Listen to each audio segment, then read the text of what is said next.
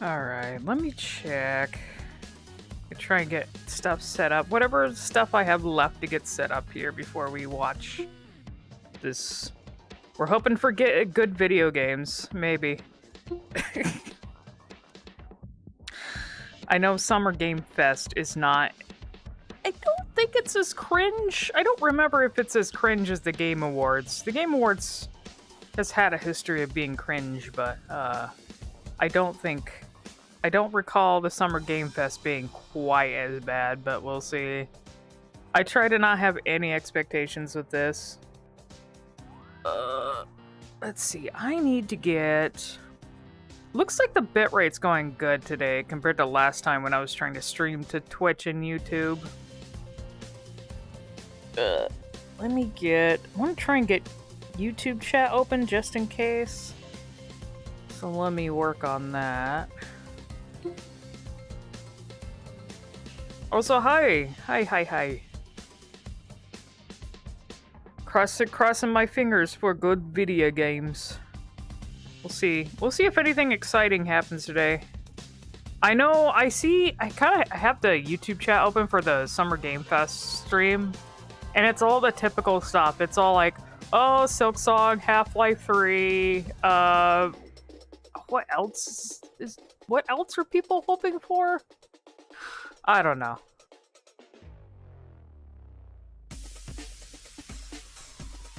I expect nothing.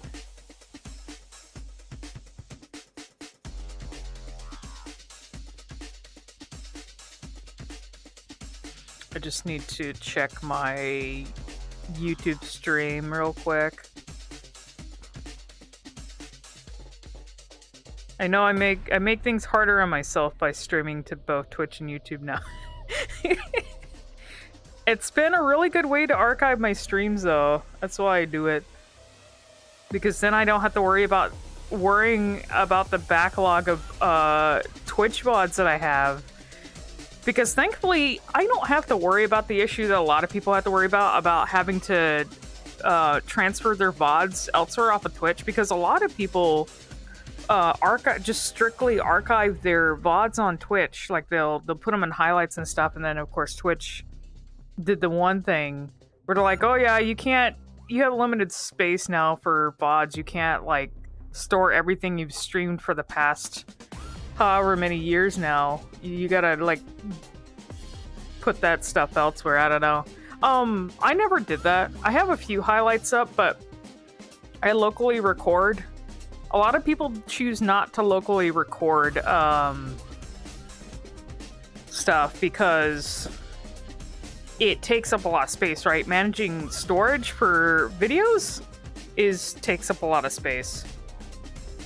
Where's my... this is gonna be a little bit of a hassle here because I have to... see, where is my YouTube chat? There it is.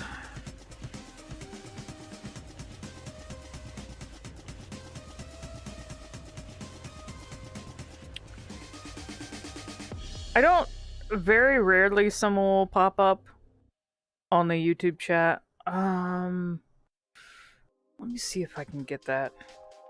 You got an ad and roll back stream by 30 seconds? What the fuck? Any expectations you guys have? Any pipe dreams? Video game pipe dreams?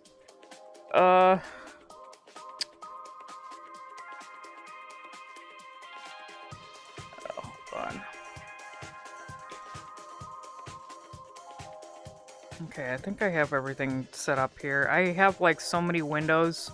This is what I do to myself. I'm like, and also I've been a night owl lately, so I'm like, I only just remembered Summer Games Fest was happening today, like late last night, and I'm like, oh shit. It's like, do I want to get up? I've been sleeping during the day. And so I was like, oh god, I'm gonna ruin my new sleep schedule where I sleep during the day and I'm up at night because it's... Persona 4 is apparently being showed at the Xbox. Why Xbox? Is that because they're gonna put it on Game Pass? That's the only thing I can think of. Because they want to advertise it for Game Pass. Which is cool. I don't make use of it. Yeah, oh, Game Pass, yeah. Yeah. I don't really make use of that, I I guess Game Pass is a good way to get a taste of games, though, before you decide to buy. I'm guessing that's what people do. That's how they announce Persona 3 Reload. Okay, so when is the Xbox thing? Because I might have to force myself... I do want to see Persona 4. I am interested in it. I mean, it's something... I feel like it's something ever since Johnny... Because I've played Persona for a long time, and then, like, when Johnny got into it, like, I've kind of talked people, even though I'm more of an SMT fan now, I've talked people into getting Persona. But, like, when he got, ever since he played Persona 4, I've talked to him about, like, the possibility of a remake because it would be great in, like, the engine that they're using for Persona 5, and then they did Reload. Reload looks really good. It's at 10 a.m. Oh, let's see, on the 8th. Ugh, how long is that? I might be able to do that. June 8th, that is Sunday.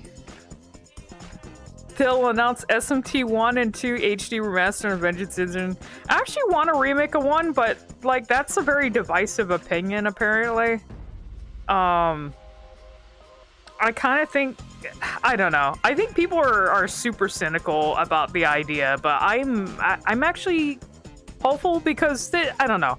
Some people are just thinking that they're gonna do, like, Persona tier remake stuff with if they ever did the SMT1 remake, but like Atlas fans gatekeeping content. Yeah, I'm like in the middle. I'm cautiously optimistic. I still like the older games. I am a new fan, but I like the old style games and I like the new style games. Does it make me a rare fan? I don't know. Can you guys hear them? Well, I guess we'll see when they actually start talking, whether the audio is loud enough. Geoff is going to give Kojima a hand job. We haven't gotten a SMT mainline remake yet. It's been Atlas's project. Yeah, I expect something to happen. But I don't expect it to happen just yet. Like, I think they're probably just focusing... I don't think they're going to show anything for a while because obviously they're going to probably be focused on Raido. Like, I'm marketing that for a while and getting that out and everything. I don't know if we're getting anything for the Vengeance anniversary. Like, I don't really... video game content, whatever. They've been adding more DLC to that. Like, if we get DLC, that's fine.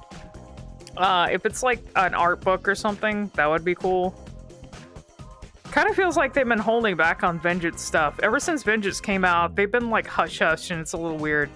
They've released some like, you know, I actually haven't gone back and played Vengeance in full for a while. There's actually a bunch of stuff that they added to it that I have not gone back and played it for yet, like navigators and DLC missions and stuff, and there's mods. Let's see, SMT6 Switch 2 exclusive? No, oh god, that would be horrible. Yeah, I don't think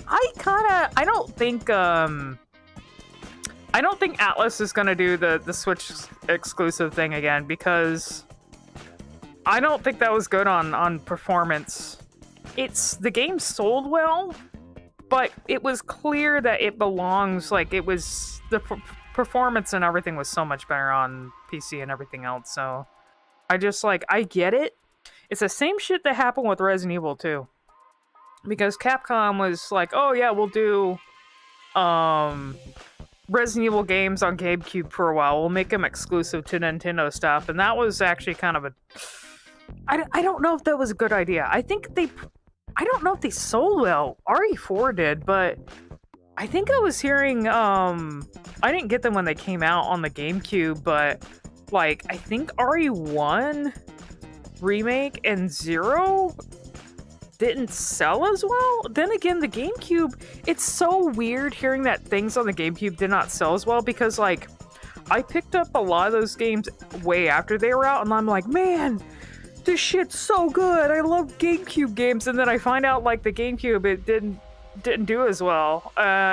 I guess, and I mean, its library isn't as big either compared to the PS2, obviously, so it's just like, man, Nintendo is just... I feel bad. I don't know. Should I feel bad? I don't know if I should feel bad. But I like me some... I still like GameCube, though. I really like GameCube games. I still have quite a few.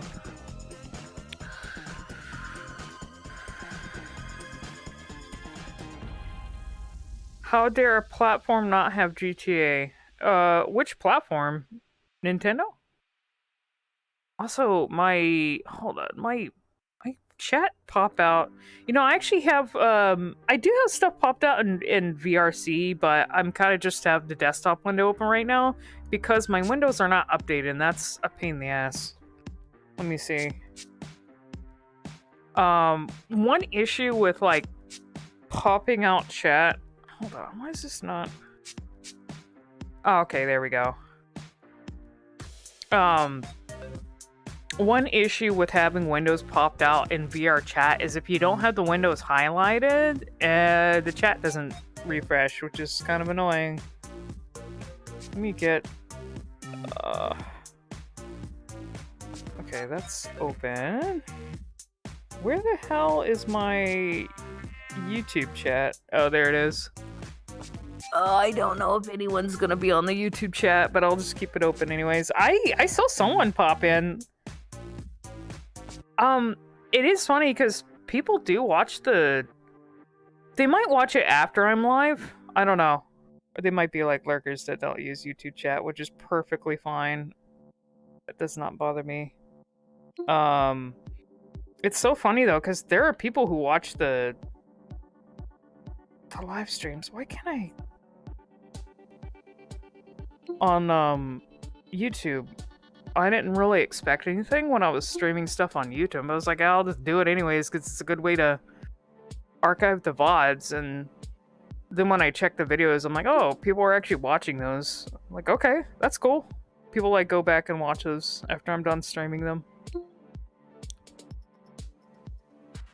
You know, a lot of stuff on YouTube, I just don't have any expectations for things to get views. I often do things just because I want to.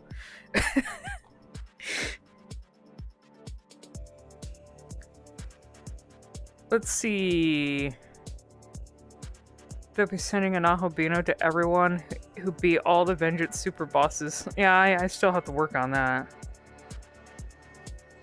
You would never feel bad for Nintendo, but their GameCube to Wii era was some of their creative peak. Yeah, I like GameCube and I like the handhelds. I like GBA, GameCube, DS and 3DS had a lot of good stuff on it. Even during the 3DS era, though, it had the same issue as stuff on Switch, where you had stuff that came out on launch that had performance issues because there was a Resident Evil game that came out on 3DS that I fucking love, but it had performance issues and they eventually ported it to PS3 and I was glad for that, and PC too.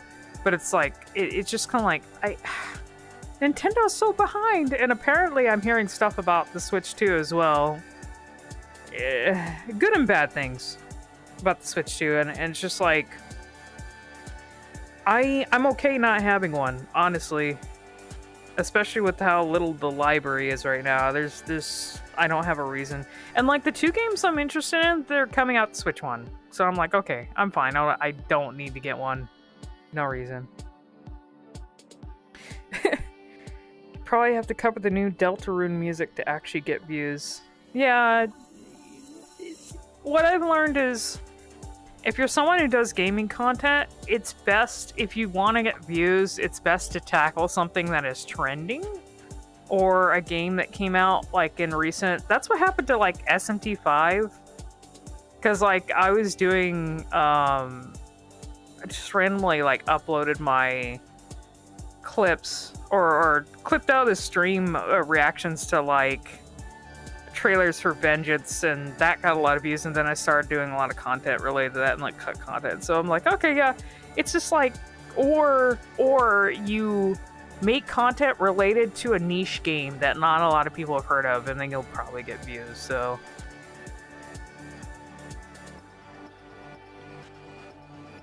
it's like, it's a never-ending cycle. though. I don't recommend it. I don't recommend creating content.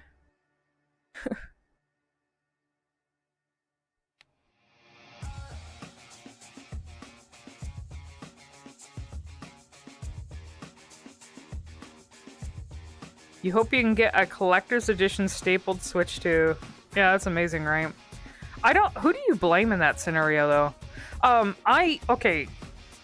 I do get mad when, as someone who does collect games, it does get kind of shitty when game stores put, stickers and whatever else and like security labels and stuff in the worst possible areas on a game case. Like, the best strategy for putting stuff on game cases is like having the plastic over it. Like, you know how DVDs have plastic over them and then you take it off? Plastic over it and then you put the labels and everything like that. Although it might be harder to put security stickers on them that way because someone could just tear it off easily if there's plastic. So I don't know. But stapling right through the box. But there wasn't much of a barrier between the box and the Switch, which is also kind of stupid. There should be foam. If you're gonna have a screen so close to the cardboard box like that, there should be like some sort of like a thin foam barrier. They put that. You guys seen those? If you get electronics or anything like that, there's usually like this gray foam thing in between the screens. So I think both are at fault. But yeah, putting the staples that they were using though, those are like industrial staples. Those aren't like the little staples. Those are like the industrial staples that will go through shit, that puncture shit. So I don't even know. All right, you guys ready? Ready for disappointment? I don't know.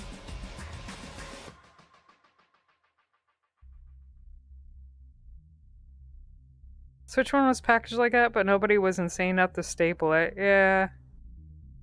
Hi, hello everyone. Ready to suffer with me. Hope you guys have, how long is this, by the way? Do you guys remember? How long are we gonna be, like, suffering?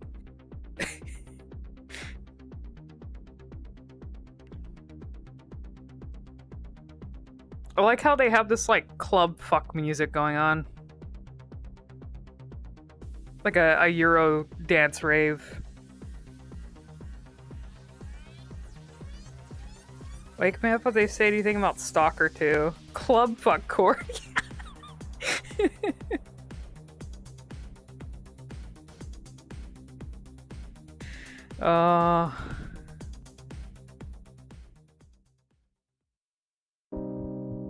Oh, I should probably turn off captions. Hold on. I tend to have captions. Do you guys require captions? Do you want captions or no? Because I often tend to have them on YouTube videos sometimes. Please welcome to the stage the creator of the Game Awards. It's still going test. It does make it funnier though. You don't need captions. The captions could potentially be funny.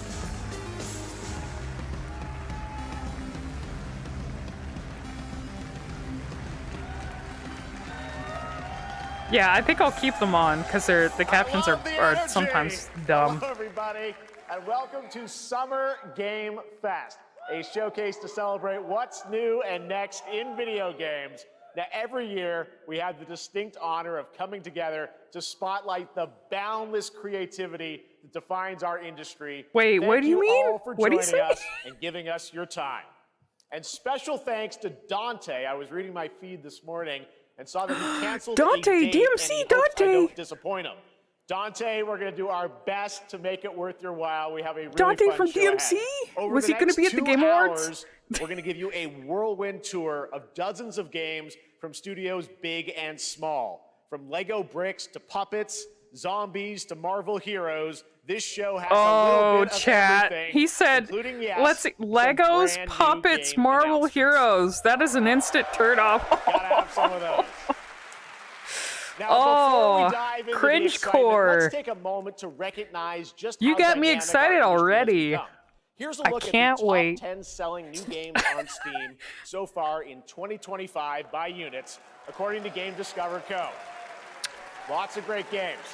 Now, the list includes beloved franchises, but sitting proudly at #1 with over 13 million units sold since February is Repo, a groundbreaking indie game. Are you guys crafted surprised by a that? team I'm of not. Just 10 people at Semiwork in Uppsala, Sweden.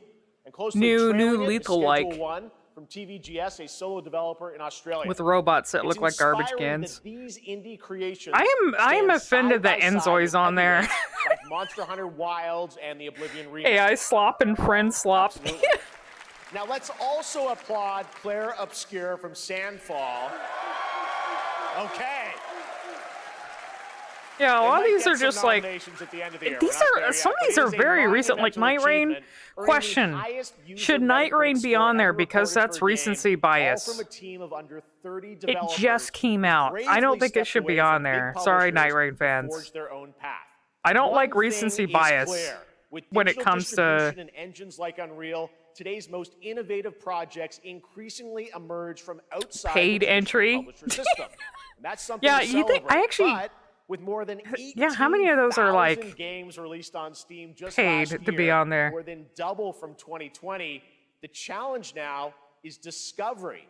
And that's precisely why This is events top like selling, Summer not Game recent Fest, games. our partner showcases happening In May, all though? weekend It said, long, and initiatives like the Steam Next Fest Well, I are guess so it did come out in the essential. end of May, These right? events Just help remarkable in the past games, week. big and small, find their audiences. And hopefully, if you're watching this show, you'll discover your next favorite game.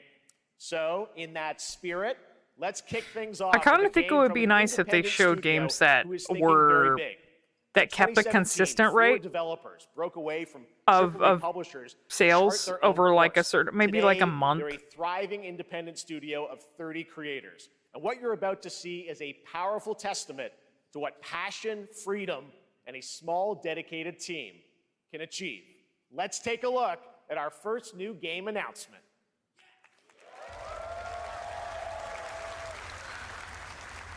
I might actually turn the captions off. Hold on. Maybe. Crow. Skull Crow Man. Ooh. This looks cool. Rock music! Is this, I wonder if this is something they've shown before.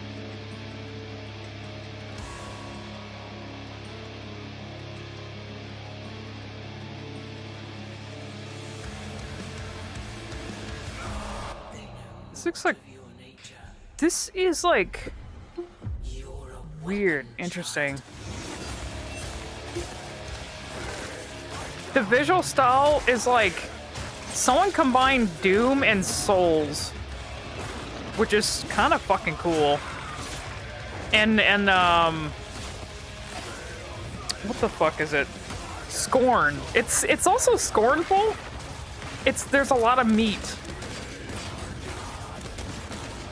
Did you just repeat the stream? What do you mean repeat the stream?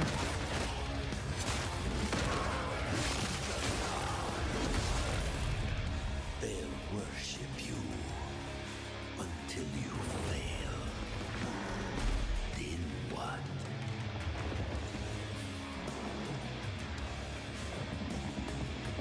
Sometime it backtracks. Yeah, I don't really know what's going on there.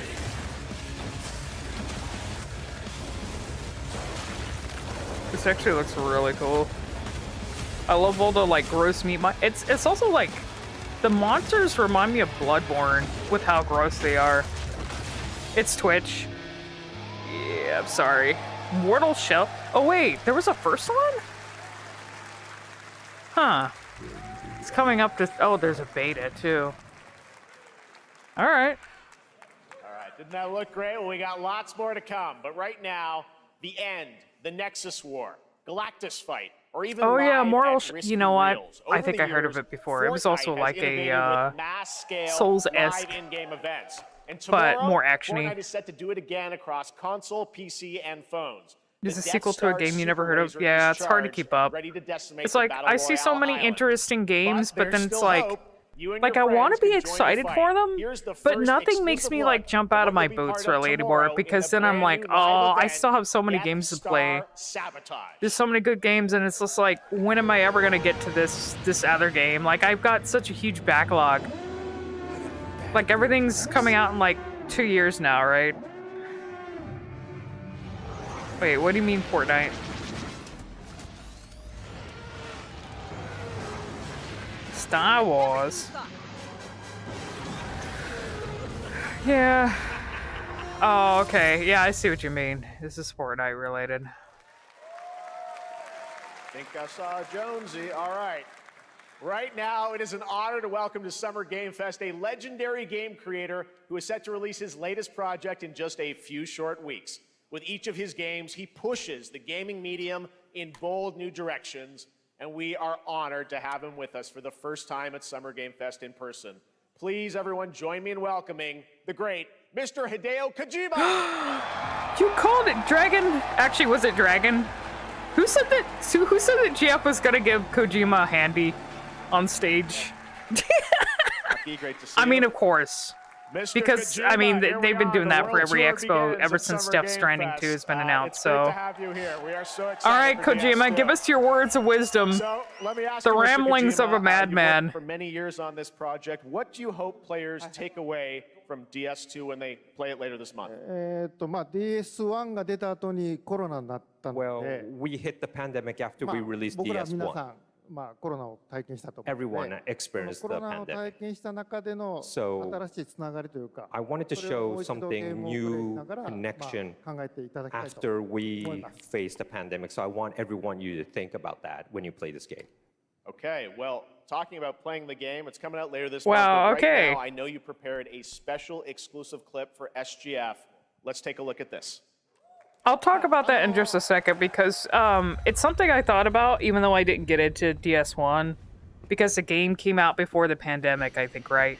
And it was DS1's like whole scenario was really creepy, like when you think about it, in relation to how the pandemic affected people.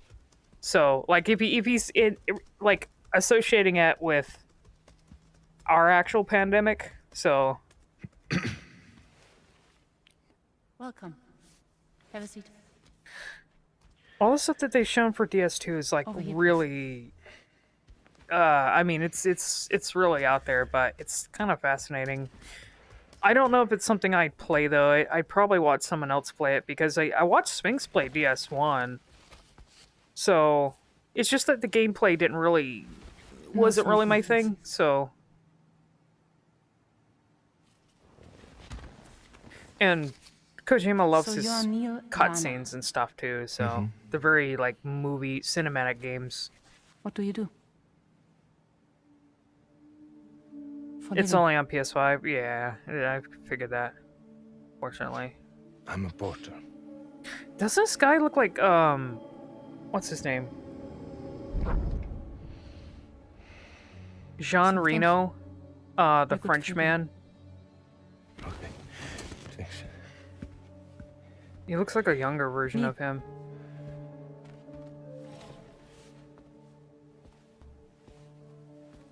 What? John Frenchman. I mean, Kojima's a big You made Westaboo, it then. like a film Westaboo, so he loves Hollywood. Sorry. You really don't remember me.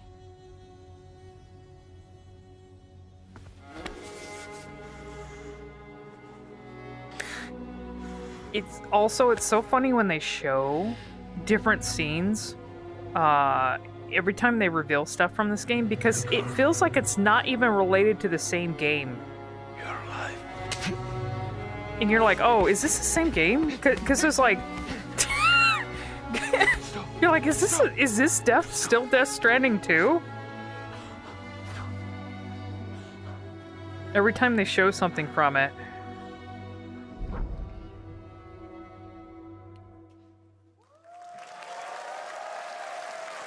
So much Don't worry mystery. about it.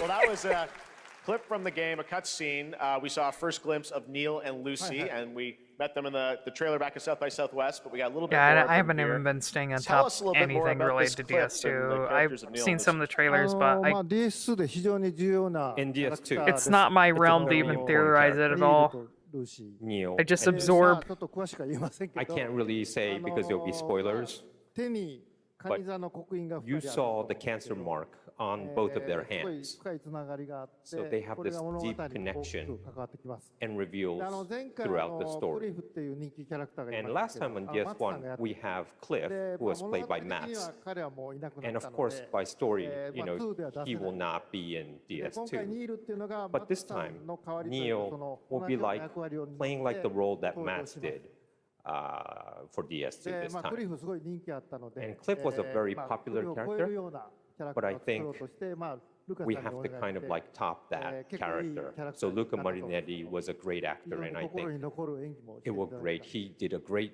performance, so I think you'll like this new character, も Neo, う too. 20日後にゲーム出るんで、 Well, the game's going to be out in 20 days, so I'm not going to give any spoilers, That's I know. what I brought Yeah, today. they should But call there it. They is more should to call the share, show and, Too Many Games. You won't have to wait very long to learn more about the game. Actually, this Sunday, as part of Summer Game Y'all Fest, should ask you tune into Kojima the about DS2 how a live game volcano premiere, zone where is Hideo built will on be top joined of a by many members of the windmill cast in who'll be sharing, DS2. A new demo of the game, live I gameplay don't know. demo, alongside Elle Fanning and Troy Baker, and I'll be there hosting it. And let's just say this is not the last that you've seen of Neil this weekend, and we'll leave it at that. ニールのゲームプレイシーンっていうの Yes, を出し I'll ます show you ので、 the gameplay scene of 見に Neo. 来てください。 So hope you enjoy. Will join us Sunday too. What happened to that Excellent. other All right, weird thank game? you so much. Hideo Remember? Kojima, everyone. Great to see you, Was Mr. it Kojima. during the Thank Game you. Awards when they were showing some weird, like, psychological All right, teaser and now I'd like to introduce that my Kojima's co-host for studio Summer was Game making? Fest. Is She's that belongs was to the that party. related to Death Veteran Stranding, or games was that a journalist on completely GameSpot different and the game? co-host Because of the Friends Per I Second thought it had a podcast. different name. Please join Do you me in guys welcoming remember? the And incredible Vinny Lucy was making James. fun of it because it was like it was like a scene of a woman like repeating words, and she was getting more and more like terrified. I don't know what the hell that was related Thanks, to. Jeff, and hello, Summer Game Fest. I am so excited to be here this year. Thank you. for Kojima having Studios me. making a horror Now, game. Oh, we're is honored that to what that's reveal related an to? exciting new project from Raw Power Games. A new Oh, team PT. headquartered You think in it's PT, really? Copenhagen, Denmark. Here you can engage in intense combat, fight for me land, interested. glory, and legacy, and lead massive armies into epic scale battles, as narrated by actor Tom Hardy. Thou shalt not kill. So the priests tell us. So the Lord commands. But ambitious men do not listen. I wish I had like a bingo for this Saw up no war.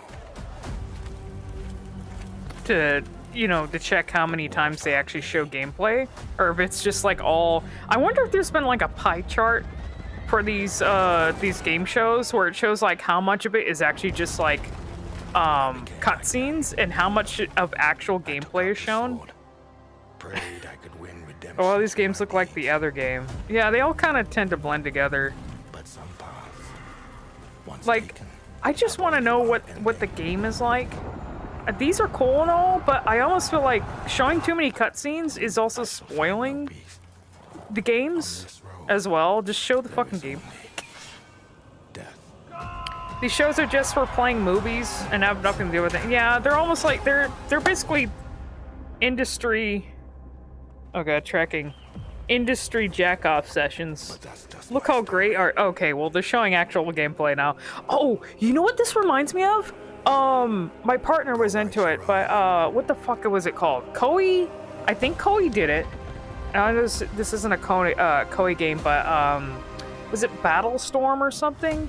Koei had a series of games where you could lead like huge armies of like, and they had one that was in like a medieval era or something. I think it was called Battlestorm or Now it's something. time to hang on to the edge of tomorrow. But yeah, you can Sonic choose. You Racing can lead Crossworlds is a armies thrilling new to take entry over like in the castles legacy and of stuff. racing action games You can within the choose Sonic like which franchise. Crossworlds brings people other you would worlds and familiar you would faces recruit. to Like you Sonic could choose the Racing, archers and including the like surprise guest what characters weapons being your revealed different here parts at of your SGF army could for the use. first time. Sega. Oh yeah, I heard this was good. I mean, obviously there needs to be more kart racing games to compete with Mario Kart, which I don't really know what the reception of the new Mario Kart is, because apparently, even though they seem to be selling the whole open world thing for Mario Kart. Apparently, like the free roam open world stuff is just like a side thing, and not the actual like highlight of the game. So, Miku. Oh yeah, that's right, because she's Sega. I was gonna say, what is Miku doing? Ichiban! Ichiban! Oh, he's actually in this. Holy shit. Joker! Oh, okay, chat. I might actually have to get this. Holy shit! Oh, they're not gonna have SMT though, obviously, because SMT is not as popular as Persona. If only we had a Nahobino and a cart. But that's awesome. I mean, they could add it later. But obviously, like the other, September, but that is not all. Since Atlas is under We'd like to introduce the Sega, man behind the creation of everyone's favorite blue hedgehog, Takashi Iizuka. the big cash cows of Sega right now are Yakuza. Outside of Sega or Sonic, I'm it's honored to be here to Yakuza talk and about Persona. our So latest Sonic Racing game. Sonic Racing Crossword is the next generation of the don't Sonic let your Racing dreams be series, memes. Rip developed online by servers Sonic in Team 2 and the years. Sega Arcade You Racing can still Team. play offline. You can feel brand new experience from the new future. Yeah, traveling. to be honest, chat, because you Sega can at walk least in puts the their race. shit on PC. Also, I'm not going to unlike buy another kart a racing fucking game, Switch 2 to play this game will have another online Mario Kart game because I cross-platform made that matchmaking. mistake and wasted a lot of money getting Mario Kart when So you just to can play race with like against some people, all then it of just your never friends happened again. across So all of the platform. at least Lastly, with a PC Sonic I have game, one more thing Sonic Kart game, you I'd can like to mod show stuff into everyone it. So here today. I Take could a make look Demi Fiend and inside of the Nahobino Kart traveling. if I wanted to for that. So I think I'll remind myself to get it. Ooh, okay, chat. This is better than Mario Kart. They added Minecraft. This is better than Mario Kart. I'm saying right now, and then with mods, Sonic. if it comes out on PC and it gets mods, it's gonna be fucking better than Mario Kart. Well, I gotta laugh. That's all I want. That's all So I want. fuck Mario Kart. Next, we're excited to reveal a And fuck brand exclusive new kart action games, RPG man. from Bandai Namco Studios. Embark on a journey across a dark fantasy world. Let's see, you're saying and that because uncover every a vast Persona 5 story collab that leads to eclipses end of time. service. If for something like that, it would have enough of a fan following that people would have fan servers for it. Because there's another kart game that I've been talking about. Wait a minute, what is this? Is this a DMC-like? Devil May Cry-like? That is probably... For some, Ooh, it heals. interesting character designs and monster designs. It wounds. Of course, this has been gonna be like another thing that I want to play but never get to, like Eliza P. Promises only oblivion. I still need to play Eliza P. Our hopes lost long ago. I like Victorian era games set in the Victorian era. It's something that I don't see enough of though. You have the power to change all of this. I don't know how I feel about the actual, If like the time monster were a weapon to designs wield, look cool, but the actual character designs, I don't know. could you undo the sins But of I think I ruin? could probably tolerate it. In this time, Is this a Namco game? next, you'll find how to save us all. Yeah, I don't know if I'm feeling like the big eyes and the skinny necks and stuff. It's alright. Everything else looks really good though. So, like I said, I could probably very easily... Oh, this looks like a Bloodborne-like. There's been a lot of... Ooh, what? You can have a fucking motorcycle? You know what this looks like? Oh, what is that game that came out that I was playing a little bit of that had the vampires?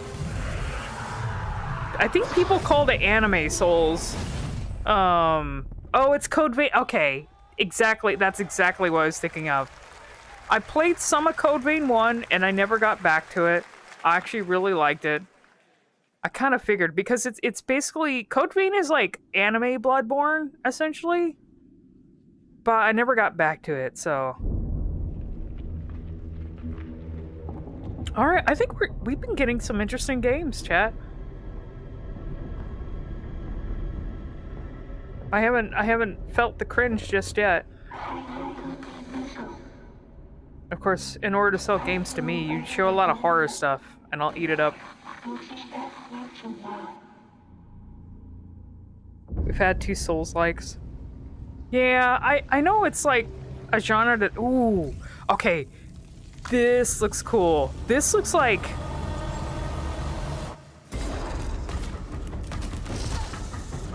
Oh, it's like, what's like top-down? Twin stick a little bit, but, you know, something that's got the vibe of Aliens. You know, exploring like a space horror vibe.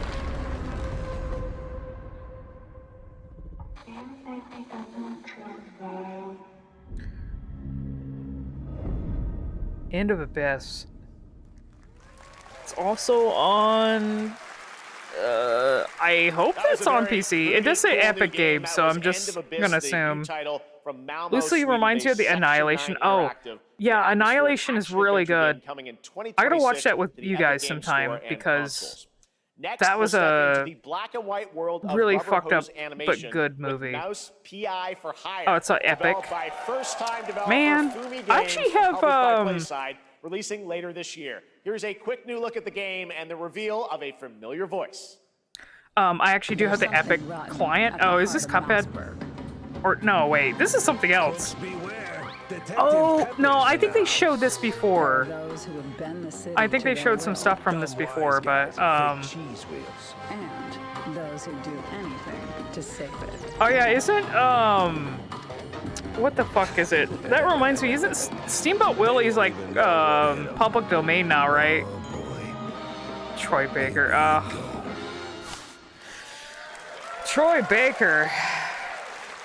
Another role for Troy Baker. All right, that's not all from Playside. Now comes the announcement of another Mouse PI game looks really lame. Independent Australian developer. I don't know. I kind of like Rubber Hose style. Which builds on their recent launches of Kill Knight and Age of Darkness, but this takes things to a whole new level. It's a premium real-time strategy game built for PC based on one of the most iconic fantasy franchises in the world. Also, I was going to say something. I completely lost my thought now. God damn it. Oh yeah, I was going to say I have the Epic launcher, but only because I needed it for Unreal Editor, for Unreal Engine to like do stuff in it. So I do have it. I could technically get games from it if I wanted to, I suppose. I just don't do it that often. You know how the game is played. This looks like some Lord of the Rings shit. Is not the game you know. You guys ever play the Lord of the Ring games where you're like battling a whole shit ton of enemies? Like the ones on GameCube? Like, I don't think it was Third Age, it was like something else. Those are really good. Oh, it's Game of Thrones. Okay, yeah. Yeah, that shows how much I've watched Game of Thrones. It looks like Lord of the Rings. Nope. Haven't watched a single Game of Thrones episode.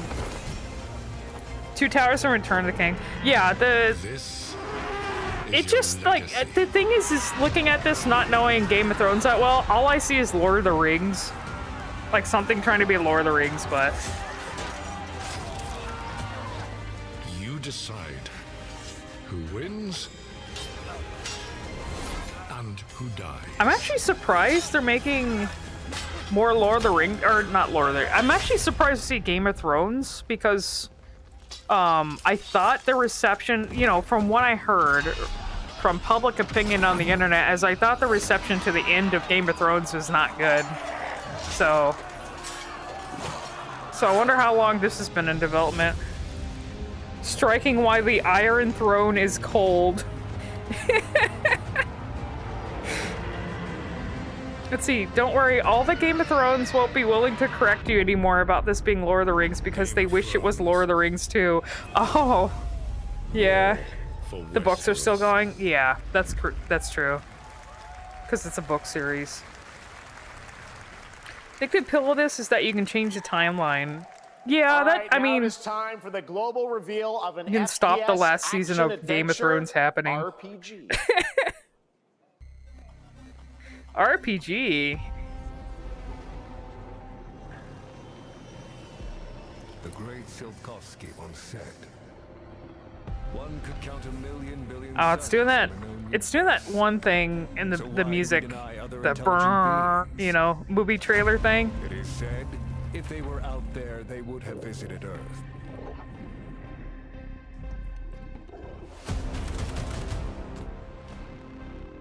Is this Atomic Heart? Is this related to Atomic Heart, or does it like Maybe they will visit us.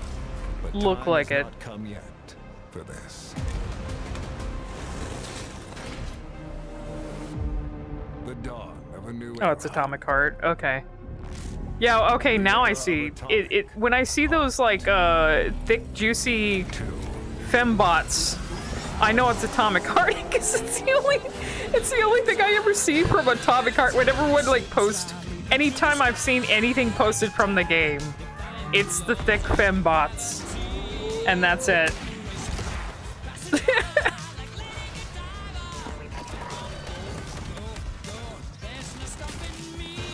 Let's see. Atomic Heart was apparently mid as fuck. That's disappointing. I don't know. I did hear, like, when they first showed stuff from it, there were a handful of people who were like, oh yeah, this is my aesthetic, and I can't wait for this to come out, but I guess, I don't know. Have a good hunt, Captain.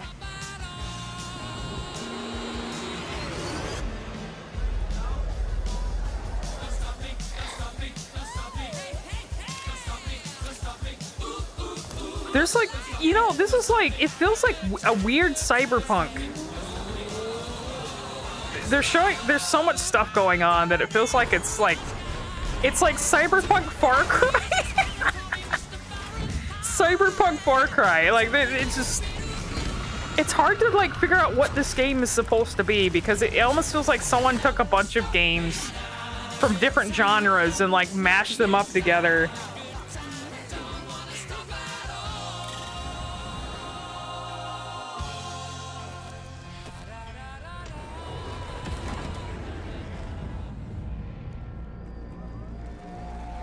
Looks like it's trying too much.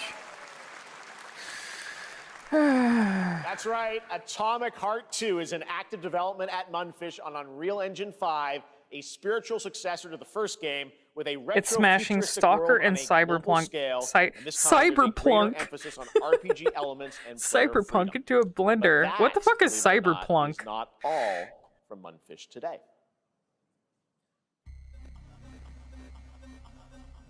But there's more. Oh.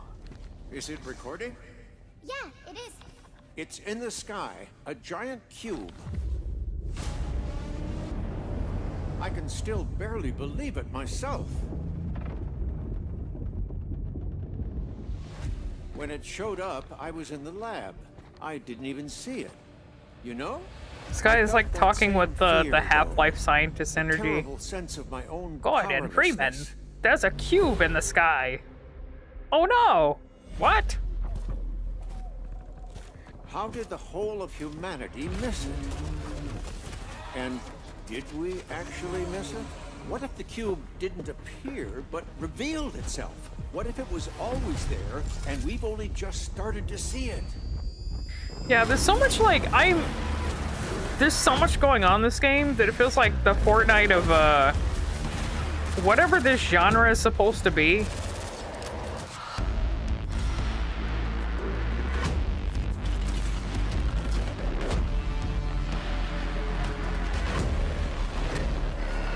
You know, sometimes, like in my opinion, sometimes less is more. You know, they sure are focusing a lot on like thighs and butts. Yeah, we have thick asses. Cute little guy. The Cube is yet So we're gonna another see new exciting project fresh from takes on Munfish, FPSs. An MMORPG shooter set in the Atomic universe on a massive levitating cube you can see there, where the edges are constantly rotating to create unique gameplay combinations that are ever evolving. All right, let's jump into the Marvel Cosmic Invasion universe. The new retro beat 'em up. Okay, coming this to is PC where and I consoles tap this out. holiday, Sorry, with Marvel multiplayer fans. fun for up to 4 players. You can pick between 15 Marvel characters to play, but so far only 7 have been revealed. Well, now it's time to meet the next 2. Oh, that's backwards.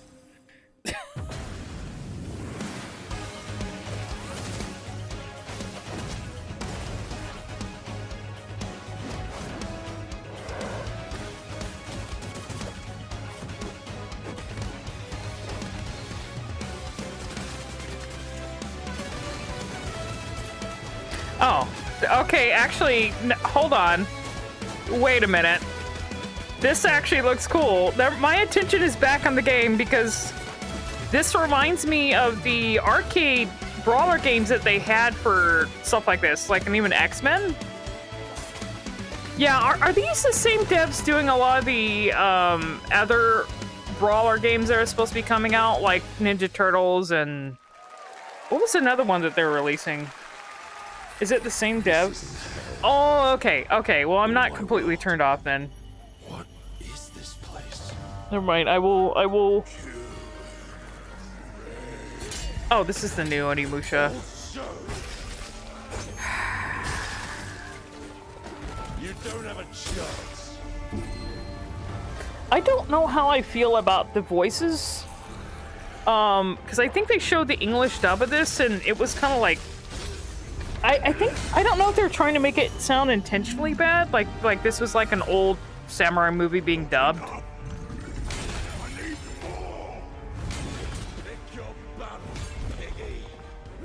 I don't know how I feel about the atmosphere of it being not horror leaning. Like, I'd have to see more of it, but the thing I liked about the OG Onimusha is that it's essentially a horror game. It's a horror action game, so like the atmosphere itself is more like Resident Evil.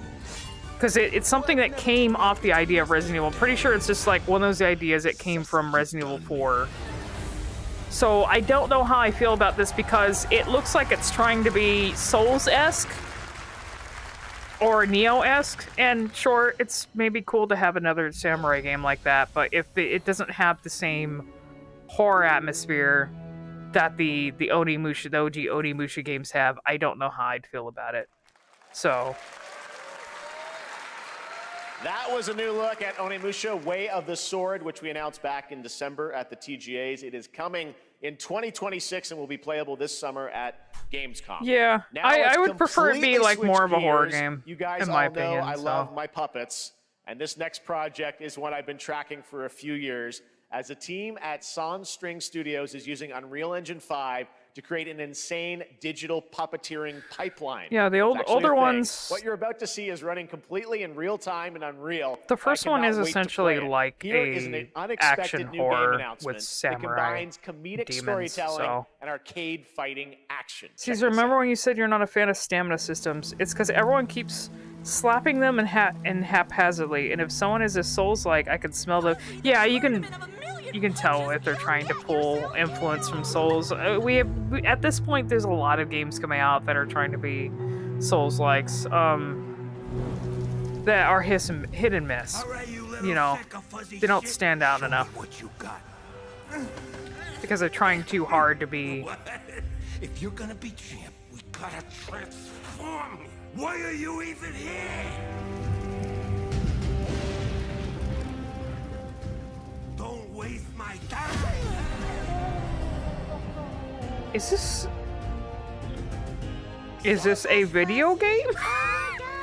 I'm trying to figure that out. What exactly are they showing here? There's puppets, but what exactly are they advertising? Yeah, boy. Oh, okay. So it's an actual game? I've been taking dumps in there all day. Is it like an FMV? Where things are actually shot with actual puppets, but they... Huh. It's Puppet WarioWare? Yeah, because the scenes look like they're... Maybe they're so realistic that they actually look like they're actually like real scenes, but maybe they're 3D? I don't know. Fun. Gotta wish list that, right? All right, well, next it's time to see the announcement of a brand new game. I don't know. In Deception, We Trust. They're in engine. Wow, okay. They look really realistic. In the mountains, they did a good job. Time and legend. Only the they animate the puppets as you play for full control and realism. From every corner of the earth, divided yet bound, wolves and lambs, engaged in a perilous dance of wits, a game where truth is but a shadow. enough theatrics. I'll get to the point. Killer N is a murder mystery action game. The killers lurk elusively in plain sight. Kill someone. Why are they so Will scantily remain. clad? Hair, fingerprints, blood, clothes. The lambs scramble to find It's clues. like- One step closer to unmasking the culprit. Who is guilty will eventually come to light. Wolves win by killing every lamb. Lambs win by booting out every wolf. Such simple rules. But there's so much more I don't to know. this game of murderous mystery. Complete quests to level up, buy items with I'm the gold just you very earn, loot disinterested. chests for weapons It's and another armor, steal online items, slop blow up game, I opponents, guess. Poison others, place traps, discover one of your own is a wolf. Is killing not to your taste? Then you'd better I mean, I'm escape sure it'll the have its castle. following at these kind of games where you find the Now who's the paths to sussy? victory are clear. We found You the would do sussy. well to remember, deceit and deduction are your strongest weapons in this game of life or death. The Million Trouble in Your Terrorist Town. invitation Oh. awaits. It reminds me of like Ariverse. Didn't that fucking die? Compete in a game of life or death using All social the deduction online skills to Capcom win. games that the All right, it's hard Resident to Evil believe ones that this next Capcom game was trying to first push announced out at just TGA fucking in died. 2021. And though it's been a while, their recent tech tests prove that some things are definitely worth the wait. I'm of course talking about Arc Raiders. This is one of the most anticipated games of the year, and we're excited to share a new trailer which will tell you more about the mysteries don't surrounding remember the if I've world heard of of this. Speranza and the long-awaited launch date coming later this year. From Embark Studios, here's the world premiere of the release date trailer for Arc Raiders. Who's the dev on this? Is this Squeenix?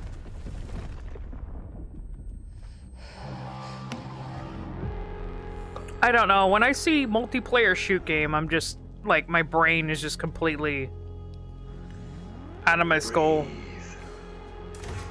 Let your body Is it another extraction game?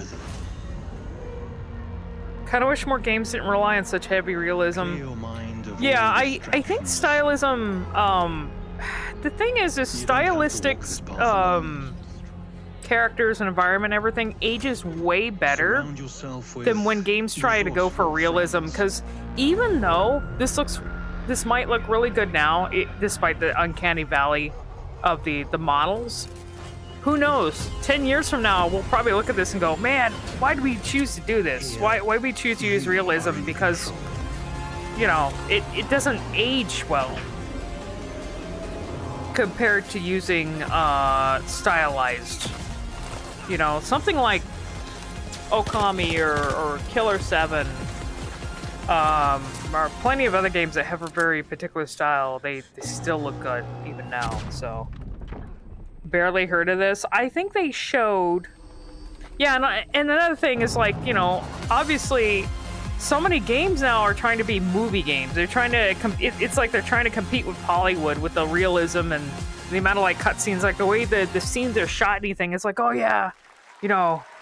That's right, everyone. Arc Raiders is coming October 30th, 2025 for PC and console. That's why Congrats to it's kind of a Embark turn off Studios. sometimes. All right, Dune There are fans, only now specific you can games I finally play step where I'm onto the okay with the world of realism, Arrakis yourself. but even then, Dune you know. Awakening combines the survival and MMO genres with a thrilling cinematic story. It arrives on PC in just a few days on June 10th. Let's see, this game got popular Play last it month right because now it was better for than Steam Advanced Marathon. Access.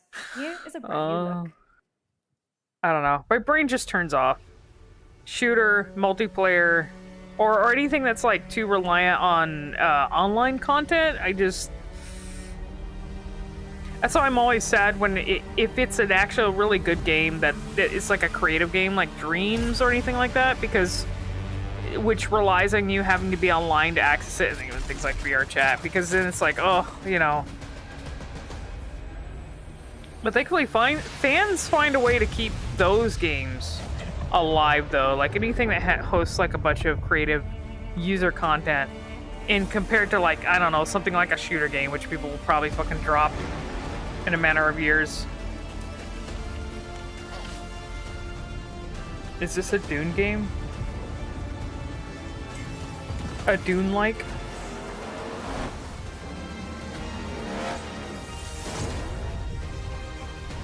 You really don't need to see the main character's pores. That's something I love the Yakuza games, by the way. I've been playing Zero, but like the character models in Yakuza are so realistic that I keep commenting on the fact that you can see the pores in the characters' faces, and it's like I don't really need to see them. It's not necessary. You know, I as long as the gameplay's good, I don't need to believe that Mr. Damindane Man is a real person. That's fine. Let's see, it says something that people still make amazing looking stuff, only slightly upscaled versions of the TF2 models. Because they focus on art design. Yeah. Yeah, I'm kind of zoning out as well. There's... Japanese companies have done this, but there's a happy medium when it comes to art style of models where you can kind of be realistic, but not completely.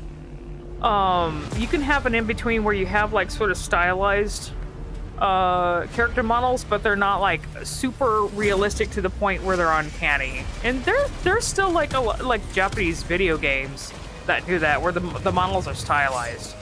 I'm trying to think of examples of that, but Capcom used to do that, but now they're going more for like super realistic models because they use mocap and photogrammetry and everything, and I don't know how I feel about that, to be honest.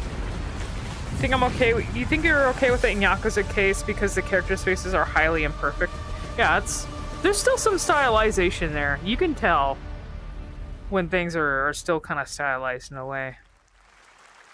See, that's another thing. A lot of movies that make it big in the box office get games. Not always a problem, but it's always trying to replicate the realism. Oh, thank you. I'm just in VR chat, actually. I'm in the Vaporwave pool rooms. I really like this map.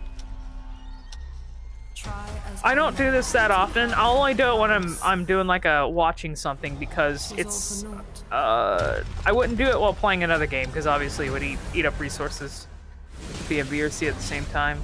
It's a lot more comfortable to stream though. It's another multiplayer Slay the Monsters game with heroes. Some say time stops for no one.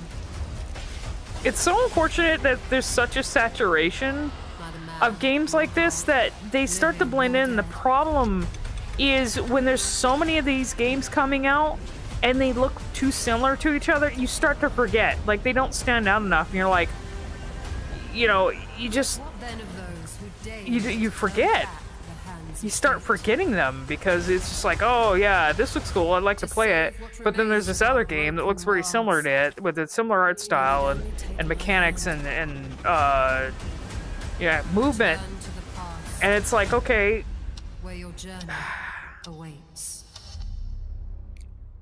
it's hard to really know what to settle on when there's so much of the same stuff. So much role slot. Oh look, chat, Animu for once. Has yet to emerge. Actually, is this Animu? Whatever's coming next cannot be easy. A lot of these action games, these ARPGs, are also blending together too. There's also anime. It's the same problem with there's a lot of like anime style games that are doing the same thing, where they start to blend together.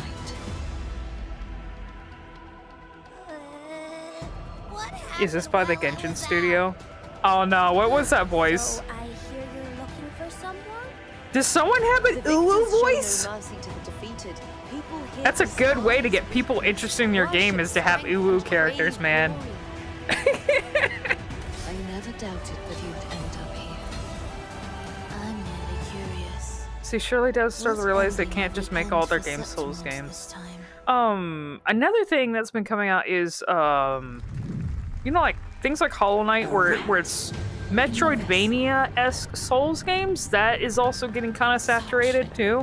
There's a ton of games coming out like that. So I don't know. It's just like too many games. You feel it's overwhelming, so you start getting decision paralysis, and then you don't want to play any games. You're like, I no more. I'll go play something that I played in the past. You know. No, this was something that was actually kind of cool. The little robot. That's Mio Memories in Orbit, a stunning new Metroidvania platformer that has a demo on Steam that you can play right now. I just said that too. What you're about to Just see talking next about is that. a stop-motion co-op platformer where everything has been crafted by hand. It's called Out of Words, and I'm honored to show it to you today. Oh, see, okay, here we go. Now, this is something that stands out because of its art style.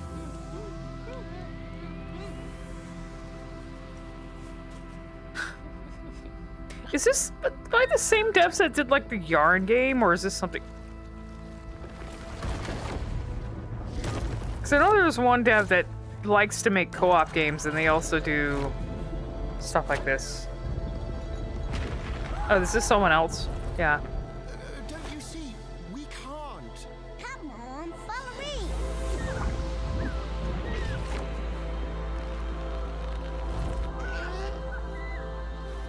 See, decision paralysis is a good term. Too many games that are similar. I don't feel like playing any of them. Yeah. Ninja Gaiden feels like Metroidvania, the reboot. What Did a they really show a new unique and Ninja Gaiden, different by the game. way? This Did August I signals miss the it? release of Mafia: The Old Country, the next entry in the acclaimed Mafia franchise from the team at Hangar 13. It's a gritty mob story set in the brutal underworld of 1900 Sicily. Here is the Summer Game Fest trailer. Were you in his shoes? Why were you looking at his shoes? Who even pays attention to someone's feet, Dragon? I think you're calling yourself out there. Looking at Giao's feet. Sono Enzo. I work here. My friends, my family, my beautiful They're yellow? I didn't even... Okay, I'm gonna have to look at his shoes. Sometimes the client is feeling less than cooperative and we need to You know what he should do? Because I don't think he's doing this in front of a live audience, right? Like, remind them there's... of their obligations. I don't know if they're in an actual place. I don't know if they invite people to watch him on stage or something like that, but it would be funny if he was wearing the suit but was wearing Crocs, because you know how in fashion, how expensive Crocs are, fashionable Crocs are now, like $50, $70 Crocs. Should come on stage with one of those, just wear like the Sonic Crocs or the Dragon Ball Z Crocs that are like $70. Sorry, I'm talking over this. It's family. Loyalty is everything. We do not always get to choose what we do. Oh, so there's a massive audience there? And who are you, Enzo? Mafia. Oh, okay. Yeah, they showed stuff from this before, though. They And showed... if you thought that guy was a stud, just wait till you see this next game.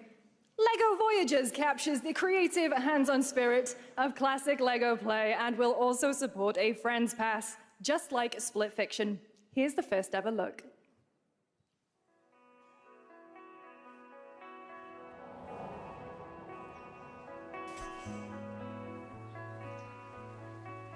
Co-op LEGO adventure.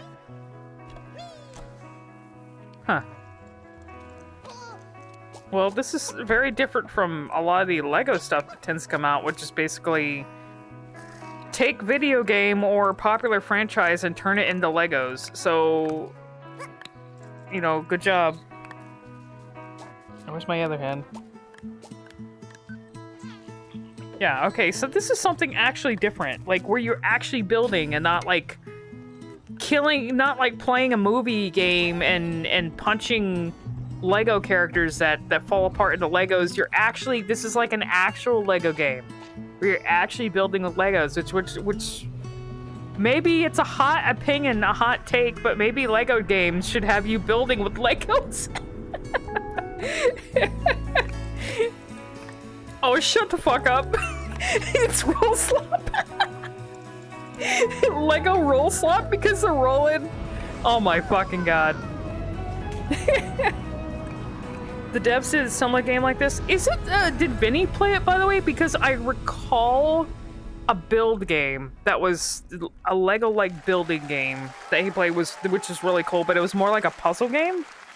Hello, Summer Game Build Fest. slop friend I'm Carolyn core. Lawrence, voice actor for a few familiar faces. It was like a you short might thing. have grown That up thing with was on actually cool. Nickelodeon. Like, I was Some interested in with that. squirrel Like, suits, thank you. Some with science smarts, and Roll some slop. with serious attitude. Chat, is it- Nickelodeon does has it- always been about wild worlds and weirder characters. if you play a And game while with I'm mostly rolling sworn to dice, is secrecy it roll today, slop also?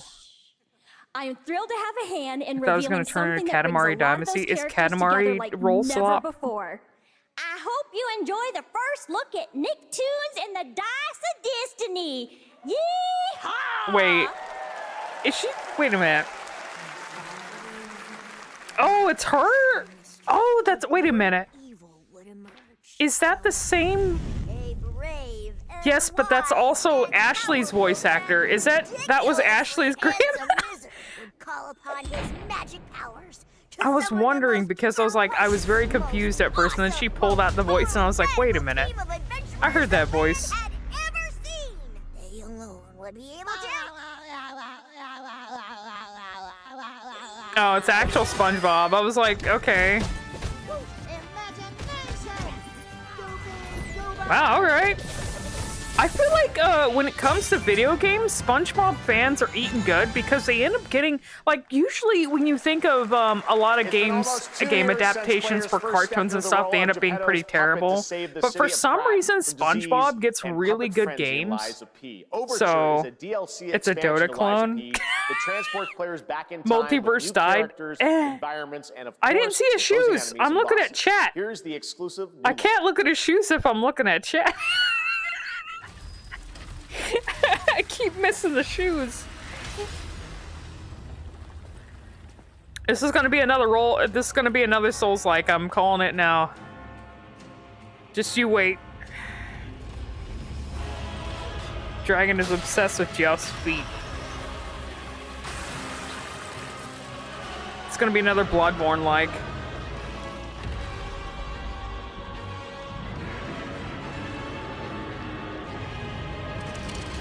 Wait a minute, no. Isn't this, no, I'm sorry. Isn't this the new Liza P? Oh yeah, I'm sorry, I misspoke. No, that game's actually worth playing, so. I'm aware that Liza P is also a Souls-esque game, but it's actually very good, so. And I need to play the first one. You can only handle seeing big monster dudes coming out so much. I wish we'd get more,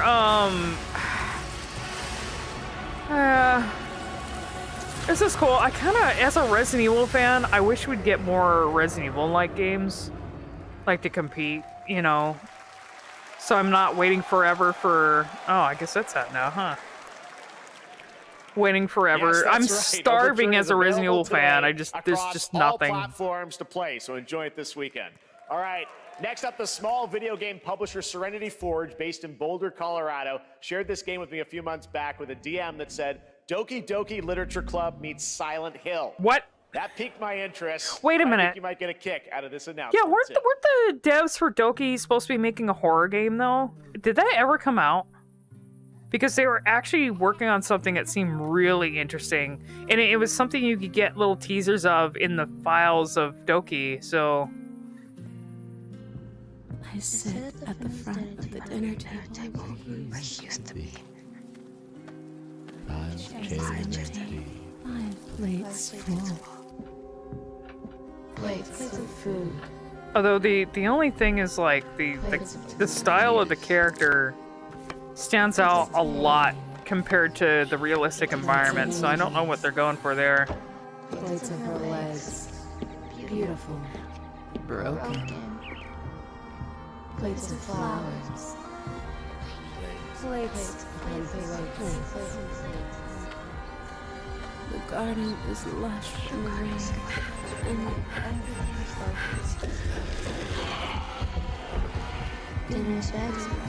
I guess you don't see it that much, though, because it looks like this is in first person mainly. Texture blooms. There's a hunger that feeds and blooms. Yeah, she Stands out a lot. She looks like a VR chat character in like a realistic world. Like a VR chat map.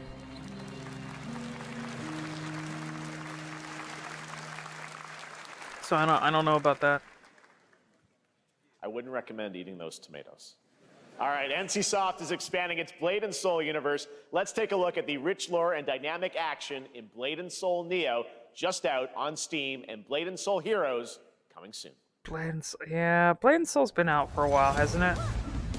It's an MMO. Did I play this? Okay, back in my MMO, my Korean MMO days, when I was playing shit like Vindictus, and I played, what was it, Black Desert for a little bit? Like, things like these were kind of cool, because I was like, oh, it's not the typical MMO, it's like you're actually, like, fighting and shit and doing things. Like, it's not like passive combat, it's active combat. Vindictus was the same way, but not as stylized. Like, Vindictus felt more like a Souls or a Monster Hunter kind of game, and you go through dungeons and stuff, but yeah, but now there's so many games like this now, they all blend in, and it's just... Yeah, I played Black Desert for a little bit. It's by Nexon.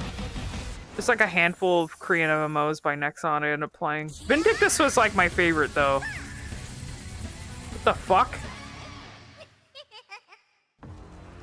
Yeah, shoot at tigers. Shoot at extinct animal or endangered animals with a Gatling gun. Little anime girl. Okay. What is this? Oh, I like that dude's body. Looks cool. They're not extinct yet. She's working on that.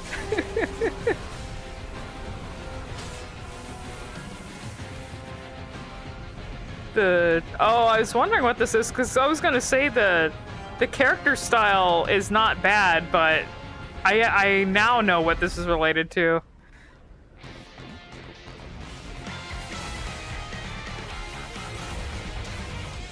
Is Mr. Punchman getting his own game now? Yeah, because one didn't was it Bandai that did this? But Bandai, they had a game that featured a bunch of Shonen Jump characters. Like it was a fighting game or some multiverse like fighting game with a bunch of Shonen Jump. Like Yugi was in there and everything. One Piece. He's a crossover guest? Oh. See, Jump Force and it was shit. Unfortunate. That's really unfortunate.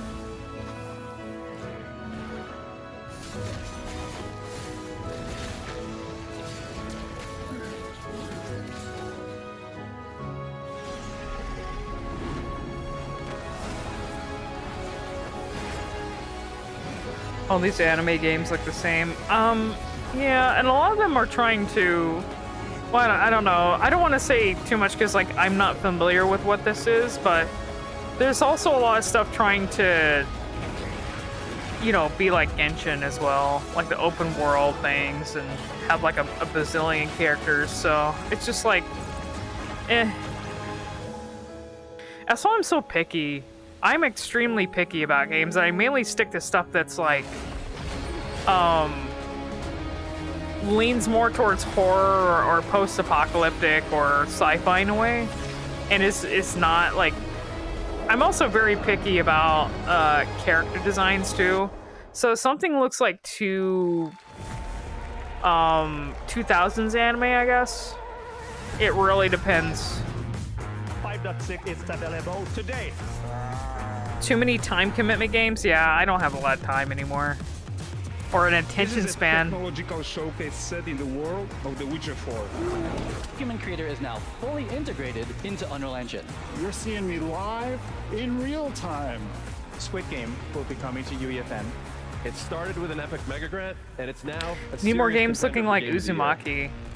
Yeah, that would be an interesting art style, wouldn't it? The Epic Game Store.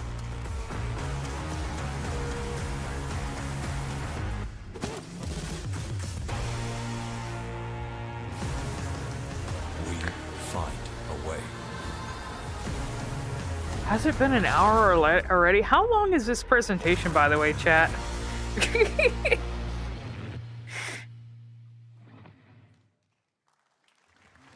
Or was it only an hour long? Unleashed genetic power across continents. You're watching this while working. Hopefully ending soon. It's 2 hours. To nurture Oh boy. what we have set free. I feel like I need to go do a restroom break, but I don't want to miss anything. Just in case something actually genuinely exciting is showed. Well, to help life. Is this a proper Jurassic Park game? Also, they're in Japan? Are they in Japan? What the fuck?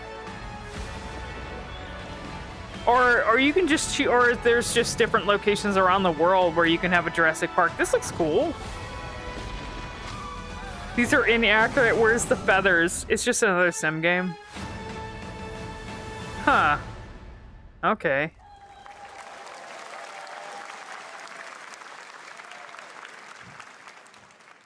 Hi, I'm Celia. They'll never from make Yacht another Club boomer Games. shooter Jurassic Park game again. Did you know that you can 10 actually years play it in ago, VR chat, we by the broke new way? ground with our first game, Shovel Knight. There's Today, I'm thrilled to share a one of the world Jurassic premiere Park look at shooter our games that next were on the IP, SNES are Mina the recreated Hollow. in VR chat, so you can go in there Mina and shoot continues our dinosaurs. traditions of refining retro gameplay for a new generation. It's a bone-chilling adventure that it blends intense combat, Her free-roaming exploration, and dress looks precise like it's about to fall off, chat. As I don't Mina, mean to a like web-wielding point that hauler, out, You'll burrow through danger. but and I'm unravel just like, I'm mysteries of the worried First that there's Island. gonna be a nip slip. A decade ago, we unearthed a Because there's groundbreaking nothing legend. like- This year, we're bringing our next bona fide classic. They make really great games, but I was like, oh, this looks cool. This almost stylized, like, and the music reminds me of like an old Castlevania game, but it's just like a top-down. So, oh yeah, I guess that's what it's kind of trying to be a little bit. It's like Link to the Past plus an old Castlevania game. That's really cool. Oh, Link's Awakening, yeah. With the monsters and locations and the music, it's like a combination of Link and Castlevania. All right. This is a special one. Our next game comes from a well-known developer. Okay, I that see his has shoe. done- I'm gonna look at his shoes. I'm gonna look at his shoes Kyle Bossman, when they actually show everyone. up. I briefly saw them. Kyle Bossman, all right. I briefly saw them. They're never gonna show a close-up again. I bet. Oh. Someone's gonna have to screenshot Jeffy. his shoes, or maybe I'll check. I'll look through the You're stream reading after. this, it we can look at his means yellow three shoes. things. Number one, you're killing it at the fest with your oodles of totally natural charisma.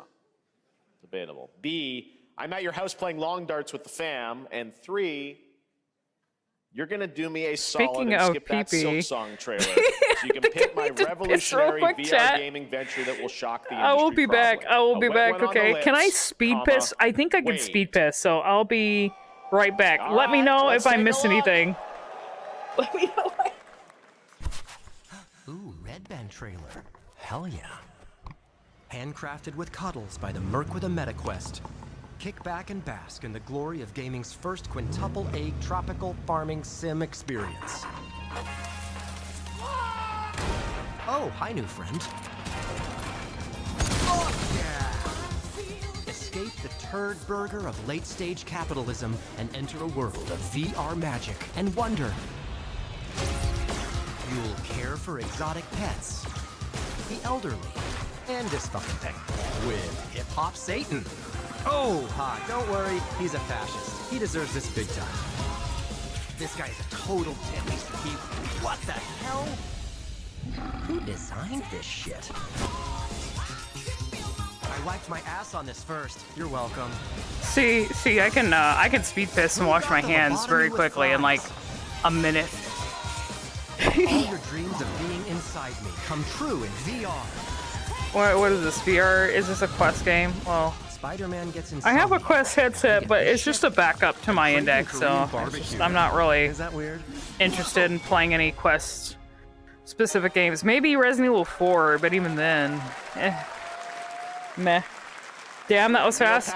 I have a small place, so I can literally like last year at Gamescom we announced Dying Light: The Beast. The beeline to the bathroom quickly, like just building survival horror games. wash my hands and then Crane is you back know. as the player character in this title that blends open world and action survival horror. Let's take a look at the latest Action trailer survival with some horror. big news: the release date. Action survival horror.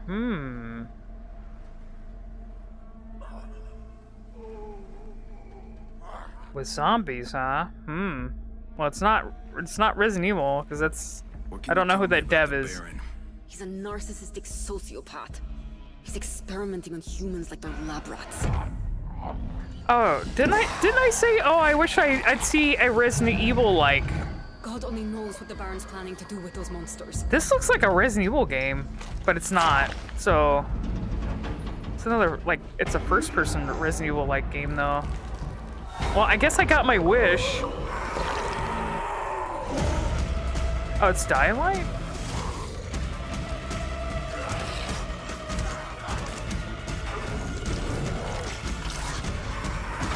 I like it when zombie games actually have interesting monster designs and they don't over-rely on...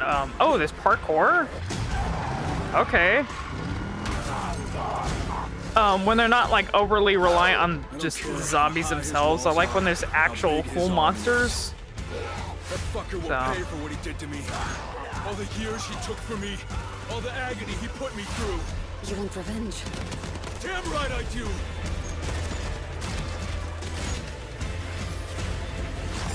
I get a little bored of zombies though. Even as a fan of like survival horror stuff. Oh, it's Dying Light. Okay. Maybe. But not... I don't know. Too many games, chat. Is an old chemical factory south of the city. The Baron's men operate out of there. It's like, oh, well, that's cool. I'm not, like, shitting my pants over it, but... Oh... I don't know, I guess that's the issue, though, is that on August 22nd, Gamescom compared to a long time ago when we used to have to wait years and for only a few games, you know, we had a long time to build up the hype and everything, and now there's so much being thrown at us, it's just kind of like, I don't know how to feel. I have a hard time feeling excited because I'm like, look at this game that plays like a love letter. See, it's like eating too much cake, chat. That's what happens. Too much cake. You start getting numb. And then the cake stops being as delicious. Cause it's like chocolate cake again. At the end of an era, when everything's about to change, it's time to look back on your greatest hits. 80s, 90s nostalgia game. One moment. It's the pigs, darling. Shit. This year, although this is like something else that a lot of devs are doing too. They're like, oh, remember the 90s?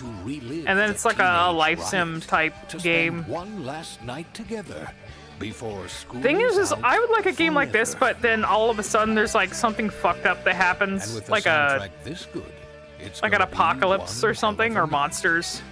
It's like not just a feel-good game, all of a sudden it's interrupted by something really horrible.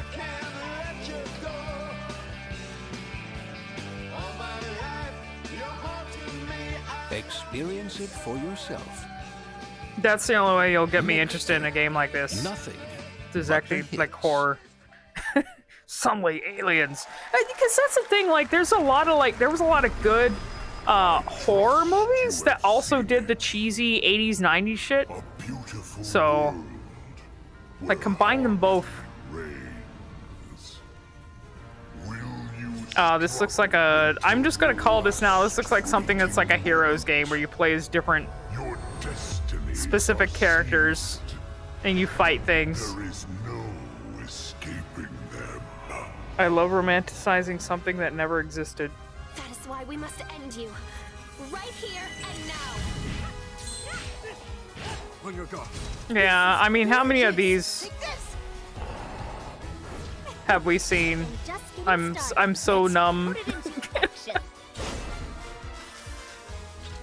The surge of power. Savor each moment. Now, get ready. Everyone, are you with me? We will live on in this world. No matter I like the fish man. That's a character design I haven't really seen much of. The giant koi fish buff koi fish man. At least this has a style for the entire world. Yeah, everything is in a consistent art style, so that's fine. I won't complain too much. Eastern Hades. Yeah, there's a lot of games trying to do the Hades thing now too. A beautiful game. That was the global announcement of Toa, a new roguelike from Bandai Namco and developer Brownies, a game drawing from classic Japanese art with a whimsical spin on Eastern mysticism. Next, we want to introduce you to a game made by a first-time solo developer in Bandung, Indonesia. With the help of 9 of his friends, he's built an intense action beat-em-up with brutal hand-to-hand combat set in his hometown. This is Acts of Blood. Oh man, I don't know if I can survive another hour. At least I'm on my futon. I'm not sitting my gamer chair that I need to replace. I'm actually like sitting in a comfortable spot. The hunt isn't over. Not until I kill them all. That's a great thing about streaming in a VR headset, is I can just sit wherever. I have a tray table. Oh, huh.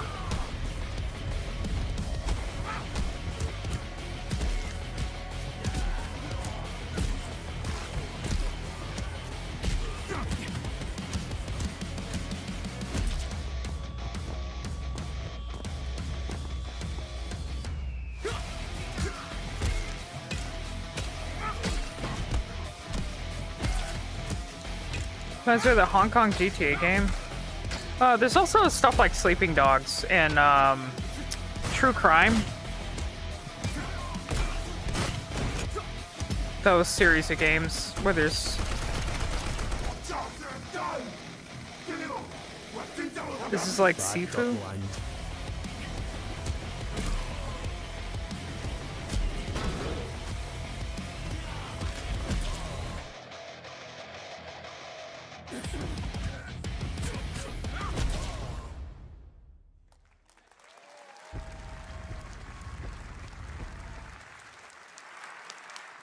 Amazing what these solo devs can do today. Now it is time for the reveal of the next game from Montreal-based Tribute Games, the makers of TMNT Shredder's Revenge and Marvel Cosmic Invasion, which you saw a little bit earlier. If you're like me, I keep missing looking at his shoes, man. Every time they actually show a shot of his shoes, I'm looking over at chat. Canada?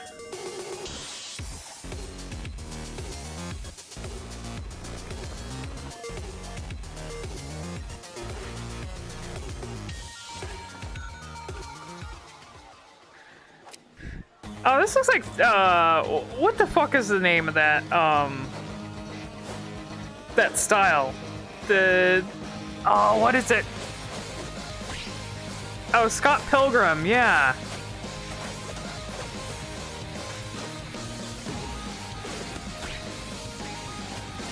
So is he, like, teaming up with his girlfriend? I don't know anything about, Scott Pilgrim except the fact that he had to, like, battle through a bunch of girls or some shit?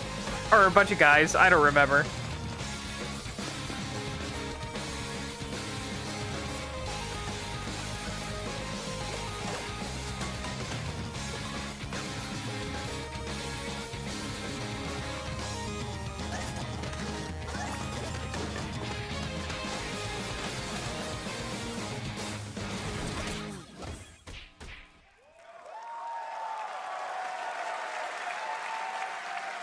Scott Pilgrim's back with his fists flying in a brand new brawling adventure in EX. You'll battle through space-time in the streets of my hometown of Toronto with Scott, Ramona, and 5 of their former rivals in this online 4-player co-op adventure with a story written by Scott Pilgrim creator Brian Lee O'Malley. A lot of multiplayer games coming out, huh? But first, we have a very special message from Maggie Robertson TGA winner in 2021 for her performance in Resident Evil Village. Oh? Are we getting some Resident Evil chat? We've been preparing delightful ways to make you suffer. So enter the village if you dare. We've slashed the price to be lower than ever for you simple. What could they be advertising here, though? Thirsty? Worry not. I mean, they're advertising. Village has been out for a while, so what exactly are we? Are they just advertising that they have a sale or something? Because Capcom always puts Resident Evil games. Yes, I knew it. These games go on sale all the time, though. Capcom puts all their games constantly on sale. They're just like Sega. You're interested? You haven't played any of the Resident Evil games yet? Play them on. Oh. Is this that?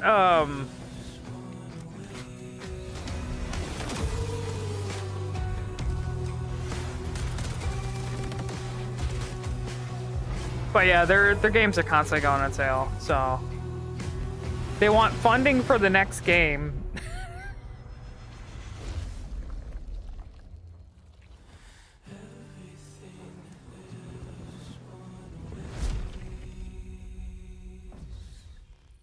Huh. Some guy apparently leaked the next game, but I guess we're seeing it. Are you talking about with the hard Resident Evil 9? I can keep seeing people bring up, but I've been so out of the game of Resident Evil. Like, despite the fact that I was such a hardcore Resident Evil fan and in the community and did stuff for a while. But I think after Village, I just was like, I just kind of like. I enjoyed Village, but I never really went back to it after playing it once. Like I did 7.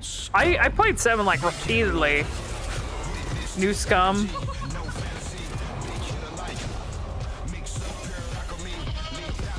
I feel like I hear about this game like every like once in a while.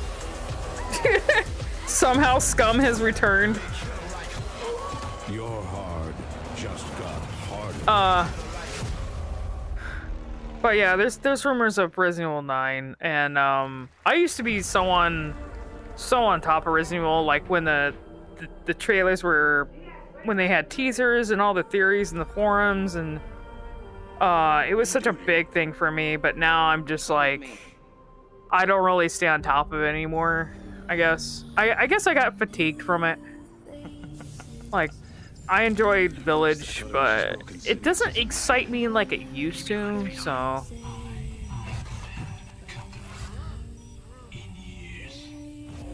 I still need to finish Resident Evil 4 Remake. Shame on me for that, but it's just one of those things where it's like, it didn't need to come out. And I played like Resident Evil 4 Randomizer sometime before the remake came out, and I had a really hell of a time. I had such a good time with the randomizer that I'm like, remake, the OG's still good.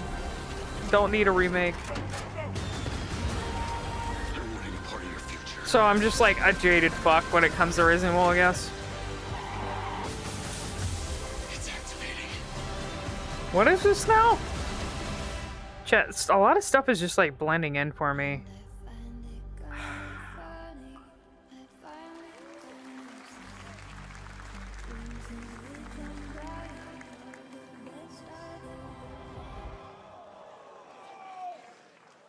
Okay.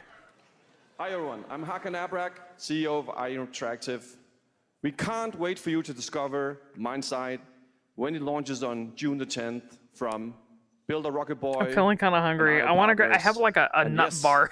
You may have noticed, but I don't want the chat to hear me eat it. So for a very special assignment in Red Rock City. This week, I'm gonna like mute myself. I'm gonna eat. I'm gonna consume nuts. This if you allow me to consume nut, I'm going to mute myself. Okay. World, and your reactions were heartwarming. It's coming in 2026, but we want to make the wait more exciting. We are bringing someone into Hitman, the World of Assassination, who is very dear to the Bond universe. Let's take a look.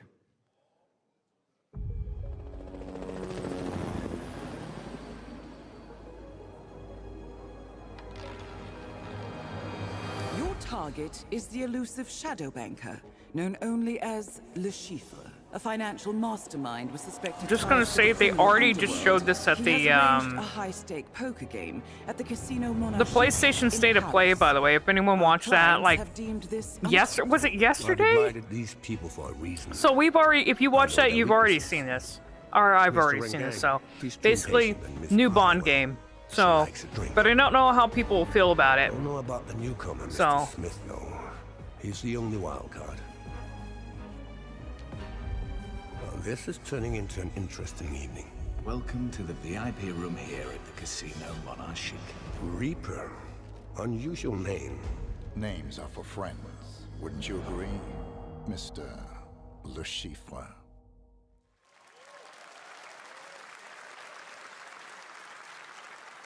There you have it. Hitman and 007 are coming together in a very unexpected way. We know our players waited a long that's time actually for pretty 007 cool. I'll have First to say. Light. It's just around the corner, coming out next year. However, Hitman is live right now. So I thought, why wait? And I asked a fellow Danish friend to join me here. As a matter of fact, he is here with us today. That's right, everyone at Summer Game Fest, please welcome the great Mads Mikkelsen.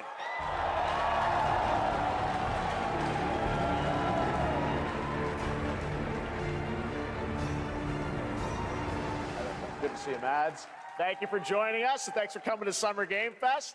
Mads, you are Cliff, but you're also Agent 47's next target as Le Chiffre, the villain we know from Casino Royale.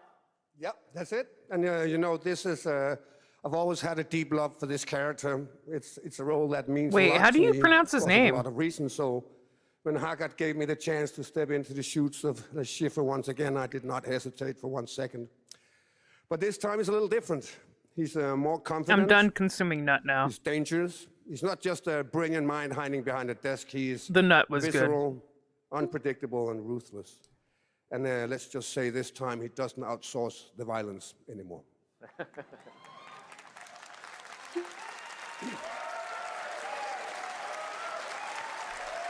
So this mission is set in a casino in Paris. We want to make an homage to the movie Casino Royale while keeping surprises for our players. James Bond and Agent 47 have very different set of skills, and the mission will be handled in very different creative ways. So chat, I haven't played any modern Bond games. I actually still have GoldenEye. I have it on N64, and I really enjoyed it, but I think I like the multiplayer mode it had, like, a lot. He's always like 2 steps ahead of you. He reads you before you read him, so it's a little like bringing a. But I haven't played any modern Bond games at all. I just played the old one. And people still like playing GoldenEye too. It was like a remaster or something, when right? do we get to play this? People still like that's the best part. playing We that wanted, game. to surprise you, so the team is updating the game as we speak. That's the neat part. There's no modern Bond games. Was there not? In a few hours. I know there's more than GoldenEye. 30 days, and if you play it, you'll Right? unlock a unique reward. I thought there was some other stuff that came 007 out. First Light. Amazing. All right. Well, Hakan Mods, thanks for joining us for Summer Game Fest. Appreciate it, guys. Thanks for Thank you having so us. much. Thank All you. right, good to see ya. Last one. So I guess the thing about this one though that I've seen opinions Great on stuff. is All right, the now fact that here's some the people announcement aren't of a sure new about it party because game they're like, coming later oh this well, year that will this delight was Lego more fans like with a over 1 million Lego bricks, 300 minifigures, and over what's the 700 game with trillion Nathan Drake in minifigure it? combinations. Is it Far Cry? Not Far Cry. Somewhere, so make some noise for What is the Nathan Drake game? for a nail-biting competition. Uncharted. Yeah. It's an action-packed contest to collect the most golden bricks. Just go ahead. World of Assassination is getting love because it's too good. Or Huh. hindered by evil Hasn't been a Bond game since 2013. Wow. Holy shit. That's a dragon, Ted. And what about our amazing mini-games, Ted? We've got more of them than you can count. Is this another Lego game? It's actually more like Dude, 60. it's so funny though, because like a lot of these, like I said, a lot of the Lego games are not like, don't really involve you actually building stuff with Legos. They're just like They're just other kind of video games, but with Lego elements. Like the world is made out of Legos, the characters are made out of Legos, but it's not like you're actually building anything, which is what normally I would think people buy Legos for, right? Is to actually build shit with Legos.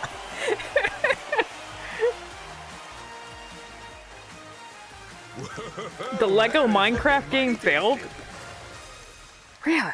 Well, I mean, that's because Minecraft. Why would you play Minecraft Legos when you can just play Minecraft? A new team shooter from Dreamhaven and Moonshot Games. 20 players across 5 ships venture into the most treacherous region of space. It's a Mario hoping to Party get their game. hands on the artifact. The game is called Wildgate, and the open beta starts next week during Steam Next Fest. And we're also very happy to announce the game will launch on July 24th for PC, PlayStation 5, and Xbox. Let's see what it means to get into some serious space shenanigans.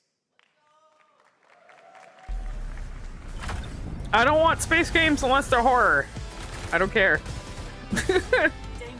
Reactor overload. I want like Dead Space stuff. Aliens.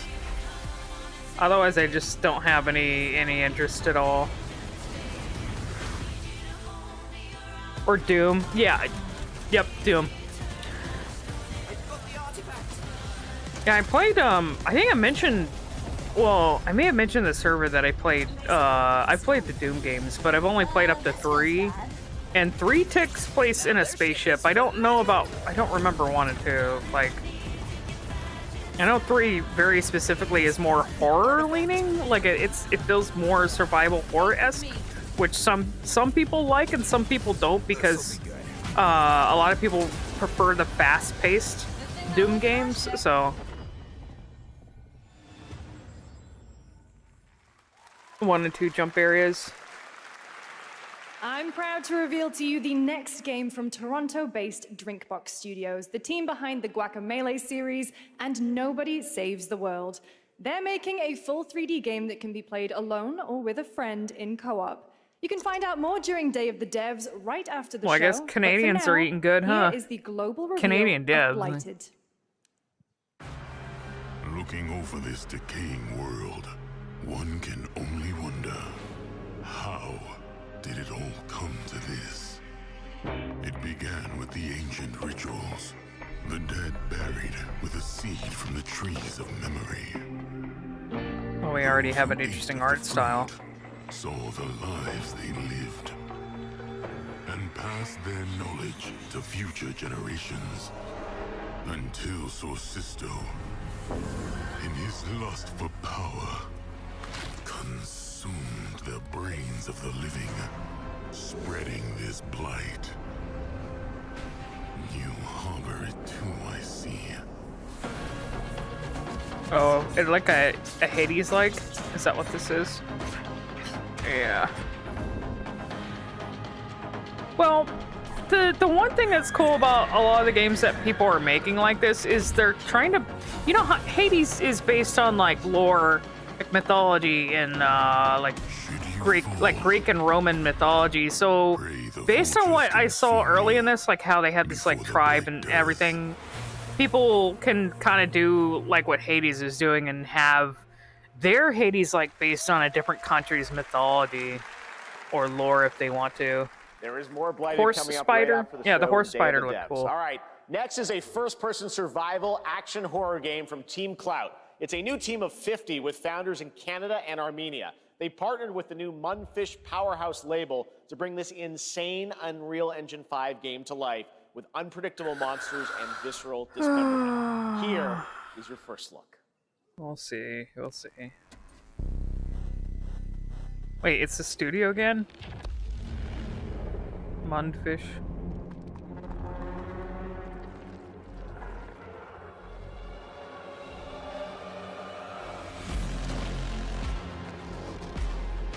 Well, we got another, like, Resident Evil-like, maybe.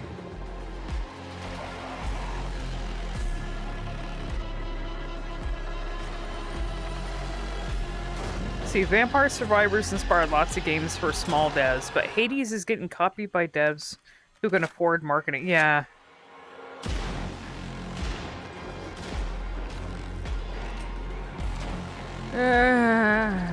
Like I said, chat, I get a little bored by zombies. I want to see some actual... I mean, these look a little different, but...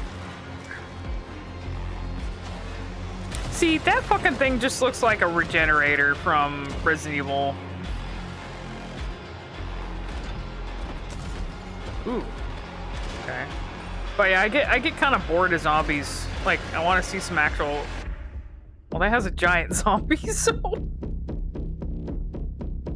That dude had a penis? I didn't even notice. Giant baby zombie? Fuck.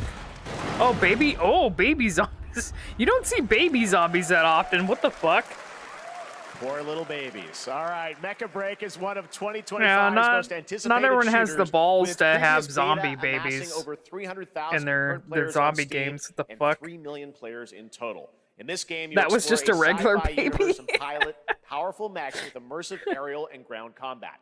As a top wish-listed game, players are clamoring to know just one thing: when is the release date? Well, Yeah, I mean, here's Mecha Break's latest trailer with the answer. Even zombie movies are kind of afraid sometimes to have zombie children. It just really depends, and I totally get it. But zombie kids are fucking terrifying. So if you got the balls to put that in your horror game, then props to you, I guess. Like, you ever watch the Pet Cemetery movies? There's like a kid in that gets killed and then revived, and he like starts killing people. That shit's scary, man. A half pint killer is more scary than a full pint killer. To be fair, what more can you do with undead hungry human? You see, that's why I always complain about it though, because I always like what Resident Evil's done with it. They kind of moved away from zombies and they went for, I mean, because the whole thing's biohazards, right? This is cool looking, by the way, but I'm sure there's like a bunch of different mech games that you could play as well. Resident Evil took, like, Resident Evil's more based on biohazards, so they evolved from zombies to actual, like, different types of creatures. And then bigger monsters, too. So it's more like a monster series than a zombie series, and that's why I kind of like it over other like zombie games, because they actually do interesting stuff with it. They actually have werewolves, fucking werewolves, and like a village, and like fishmen and mold monsters. So yeah.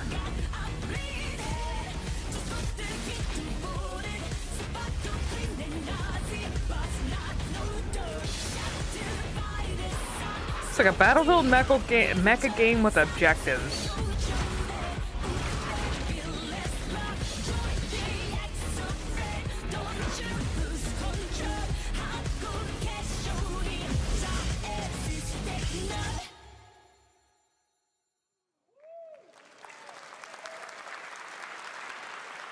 In this next title, small-scale players traverse the oversized world around them, filled with local wildlife and hostile machines. Built by a small 8-person studio, this is Infinitesimals.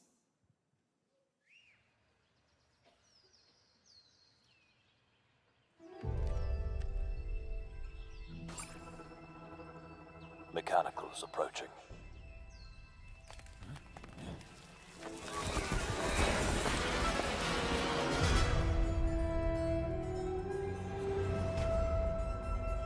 We must now face a stark reality.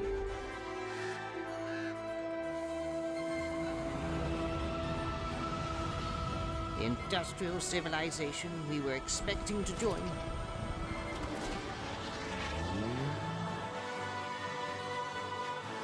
is no more. See, why would Nintendo give away their announcements?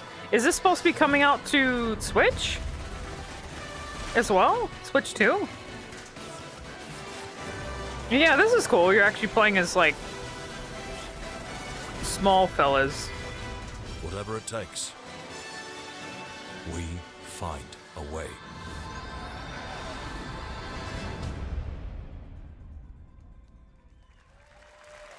EDF, but you're actually playing as the bugs too. 2026 marks the you're not a human fighting against insects. You are an insect fighting I think against we all know mech very insects. well. So please check this out.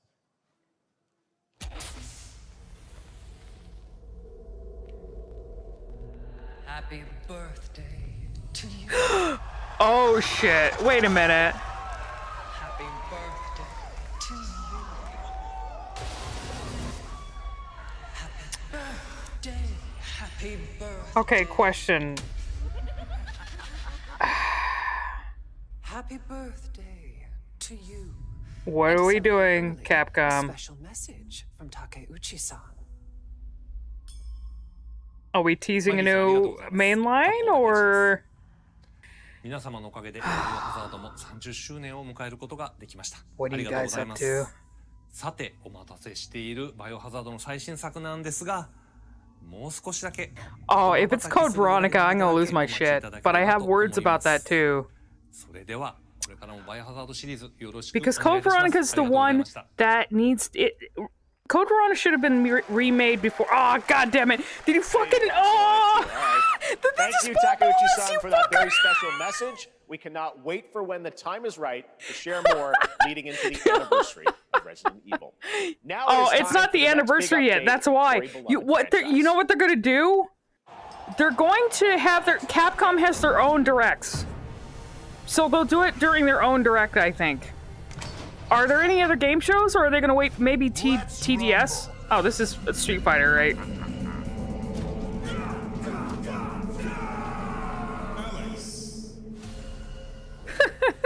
All these live-action commercials for fucking.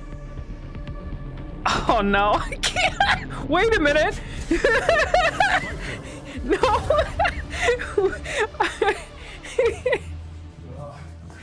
Oh my god.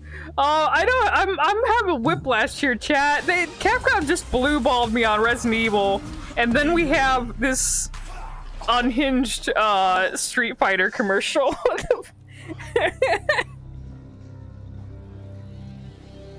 Phoenix, don't unironically use that. Please. You thought it was a new Ari outbreak? They told us we're making something, keep waiting.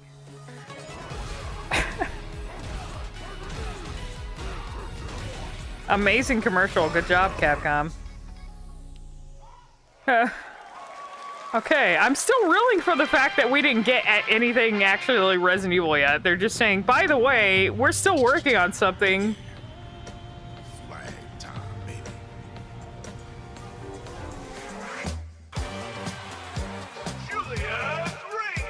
But they just show the Ari stuff at the end. They won't. No, it'll be, when is the anniversary? I should know this, right? But it's likely that Capcom's gonna have their own direct for, new Resident Evil. Because they've been doing their own thing. Actually, doesn't it, wait a minute. Doesn't, you know, during these things, when I've streamed the Game Fest before, doesn't Capcom have their own direct that happens on Monday?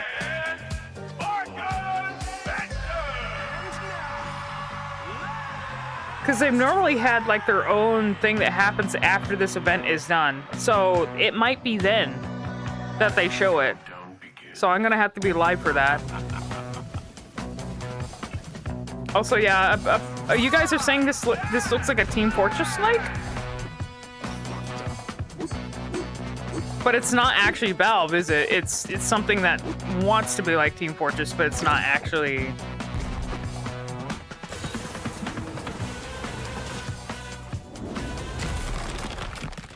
One of the characters looks literally like one of the Deadlock characters. Is Deadlock still going? But I mean, is it still like holding up in popularity? Or did people just go back to like playing something else? Wish list now.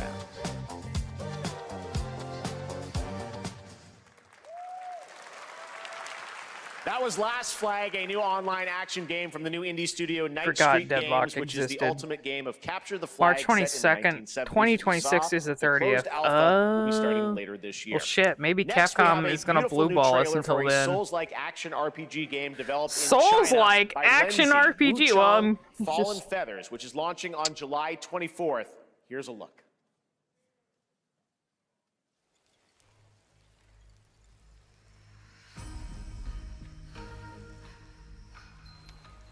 Is this bloodshed really what you wanted?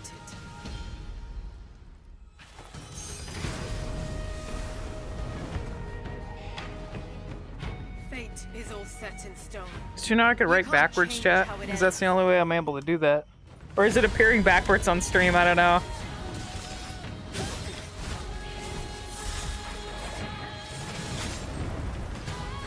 It's not hard to write backwards.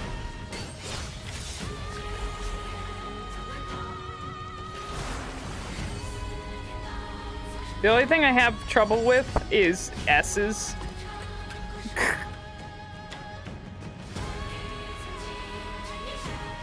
This does look cool, but I mean, all of it blends together. What will it take? I'd love to be excited, but like I said, too much chocolate cake.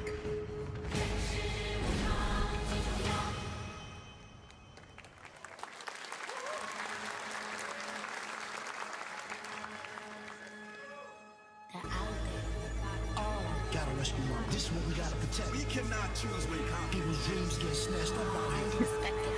Find Rizzo, find Master Kill, find Jizzle, find Method, find Rico, find Caliber, find Ghostface Killer. Where is the Wu-Tang Clan? Take a shot every time Roll Slop shows up during the stream. Yeah, you know what's funny? Because they always seem to have themed streams whenever they do this. Because one of the Summer Game Fests in the past had mostly sci-fi games. Oh, Wu-Tang? What the fuck? Wu-Tang? A Wu-Tang game, huh? Alright.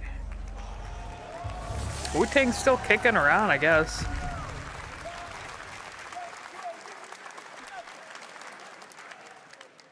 Ghostface Killer is calling on you to rescue his Wu brothers. Wu-Tang Rise of the Receiver is a new co-op action RPG with anime-style fighting, and it's the debut title from the it's something 53-member different, I guess. Brass Lion Entertainment. Now, here's a new look at Guild Wars 2, which has new updates, including player housing and is free to play. MMO slop. This weekend, Actually, to celebrate I did SGF, play Guild you can Wars take for a little advantage bit. of double XP all I like weekend to, long. because I had a friend that was really into MMOs, like, during the time when I played a bunch of, like, action MMOs and stuff. I did play a little bit of Guild Wars, and I played as, like, the fucking... I forgot what they're called, but it's the weird, like, cat things with the horns. Their greatest weakness. Those are cool. They're like the beast race that's in this, but... My story. My story. My story is yours.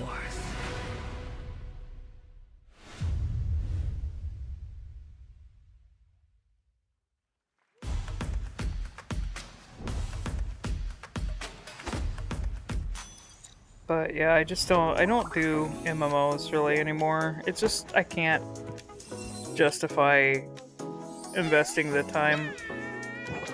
I like how I'm drawing a dick cat and then I hear cat meows. That's great. Oh no, it's not the right kind of cat though, it's a cat girl. No! Oh, never mind. I'm going back to drawing my dick cat.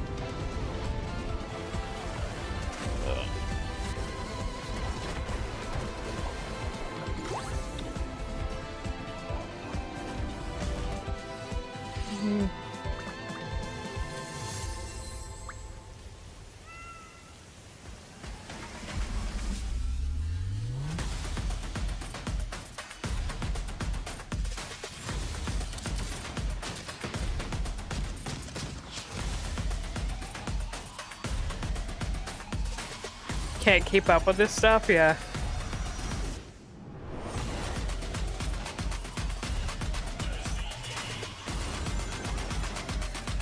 Are we getting like a montage of stuff now? Oh, stuff that's on sale. Oh yeah, it's almost done. I think we're almost getting towards the end. I survived.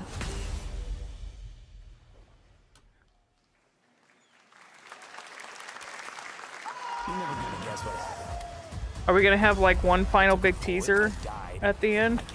What do you think, chat? And I met Johnny Silverhand. Chip. Long story. Here is another game throwing back to a classic animation style. Enter a surreal world where you're a down-on-his-luck outcast who has to battle his inner demons, literally, in this action roguelike. Here's Into the Unwell. There's also a lot of roguelikes, so this could be anything. You know, the funny thing about the roguelike genre is that everyone is making anything you can think of into a roguelike. Things you wouldn't expect.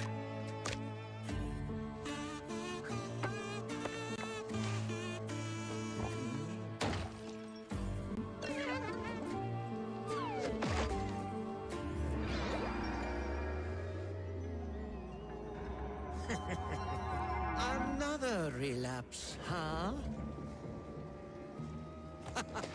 Get well soon.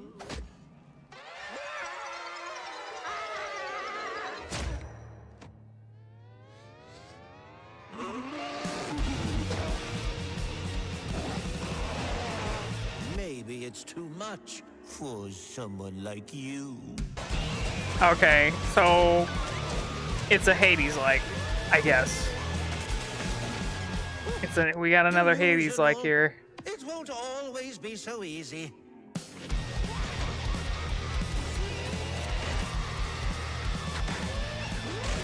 This isn't a Hades-like?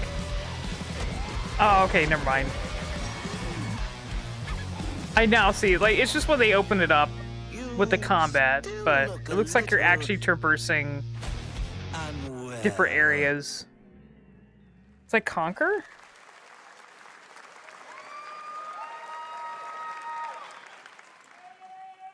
Hey guys, I'm Ian Prue, the co-founder of 1047 Games. You'll have to forgive me for being a little when jaded we started sometimes. Splitgate in our dorm room, we just wanted to make a game we could play with our friends. And 20 million when of you played have with so it. much stuff Now, coming with the out, help from our amazing community, it's hard we've not to built feel a Splitgate little 2. bit numb to things Why? you're watching. Because I grew up playing Halo, and I'm tired of playing the same Call of Duty every year.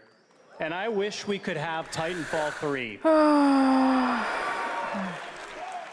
With Splitgate 2, Yeah, we I asked noticed this ourselves, hat. how would we take Portals to the next level? What if you could you portal to maybe- entirely different worlds? Take the hat off. So we combined the action, movement, and I'm not gunplay of arena It's just shooters make with the FPS scale great and again. intensity of something much bigger. Thank God it's not like Splitgate red. Battle Royale launches free right now. Can and you imagine it? fucking It's probably a awesome. good thing his hat's not red, because if no one could read that.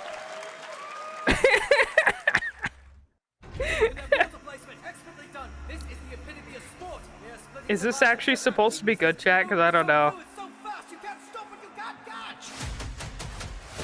And he complete the comeback he's going to try. He shoots, he gets the kill. Now that's how you portal. They're not done yet. Splitgate is okay. It's just not my thing. This stuff is just totally... I don't know. I kind of feel like there's so much stuff coming out now. Like, if I wanted to play something with friends, there's not going to be a lot of options for me because I'm just so disinterested in stuff like this. Like, multiplayer shooters, extraction shooters, survival crafting games. There's just so much of it that it's just like... It's hard to find something that you want to stick with, and then, you know, people play it for like a month and then they end up dropping it. That happens with a lot of these games that are coming out. So you feel bad when devs say they're going for something different, but it kind of looks like the most games at the awards. Exactly. So too many service games to play if you have a few on your plate. Yeah. What happens, the reason why a lot of these new things, especially if they spend a long time developing them and they finally come out, is a lot of people stick with the same stuff. They've already latched on to like a select few games that do this stuff really well, and they're not wanting to jump over to something new to invest their time in. They usually just stick with the same stuff. So it's very hard to pull people away and be like, yeah, I'm gonna make a a killer of this genre. It's gonna, you know, knock everything out of the park, and it's just like, yeah, well, it doesn't really stand out enough. You're not gonna be able to pull people away from the games they're still playing. People will play something for years. They will play, a dedicated fan base will play a game for like decades, as long as the game is still running. This looks cool. Wait a minute! Is this by the Yakuza? The Yakuza studio. What the fuck? Did they show this off before?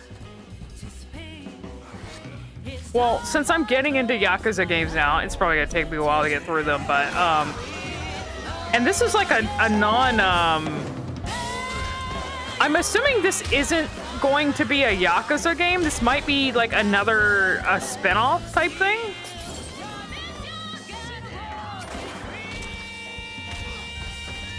Or do you think it'll still be like within the considered part of the Yakuza series?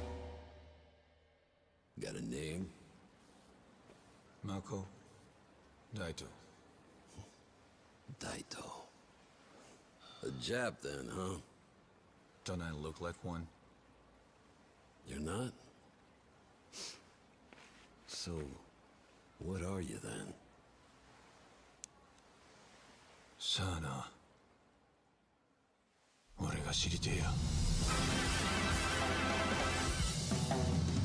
Promises, oh, okay. We got the title. We got a title now. However, I haven't played enough the Yakuza games, so I don't know if there was anything in there that would have referenced the Yakuza series, so... brand new title from RGG Studio. Nice. This time it's now 1943, and knowing RGG, I'm sure more surprises are surely on their way. Well, it also means a new setting, like, because they've always had the Yakuza games use a lot of the same settings, and they kind of occur Today between, we showcased a lot of projects from teams around the world, like, a certain amount of years, many right? brand new studios, and we're proud of that. But this one comes from a studio that is no stranger to delivering blockbuster games time and again.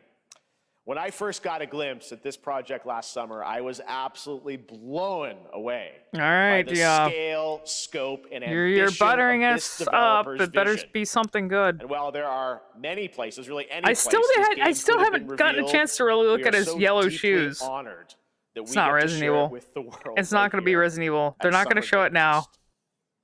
They're not showing it now.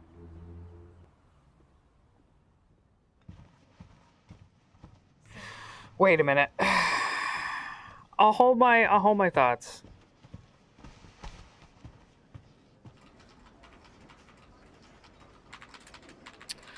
Sometimes you can tell just by the style of the characters, the character models.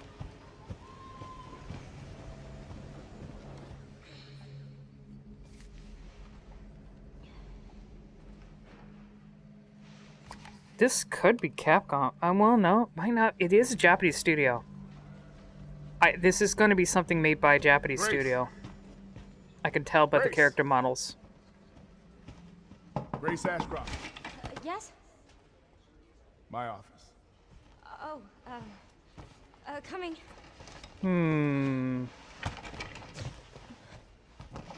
What the fuck could this be?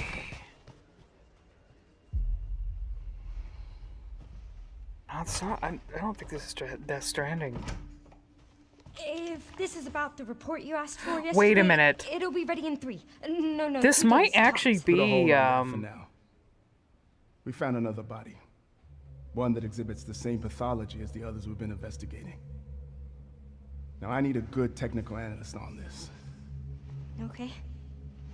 Yeah, I was thinking that. NPC. I need your eyes on the crime scene. Yeah, The 'cause Renwood Hotel. try to look at it. I know that's where your mother was murdered. This might not be Resident Evil though. This could be something else. Perhaps it's time for you to face the past. Yeah, this is probably something else. Grace.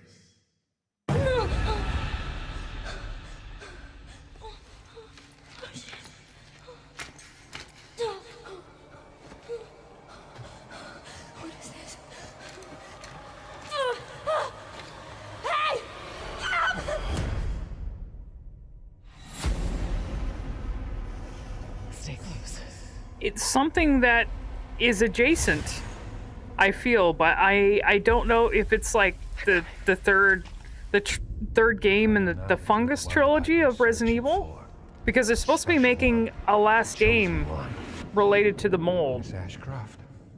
Oh, Ashcroft. Investigating all these strange deaths, huh? We need to keep our voices down. Have you seen the same shit I've seen? Please know that you are my hope. Everyone's gone. Okay, this is Resident Evil. Oh, okay. Here's something interesting. This is a Resident Evil game. However, they're having you go back to Resident Evil, the city after... Yes, okay. I am so excited for this. Chat, yes, because here's the thing. Oh, I'm gonna have so much to talk about this. Here's the thing.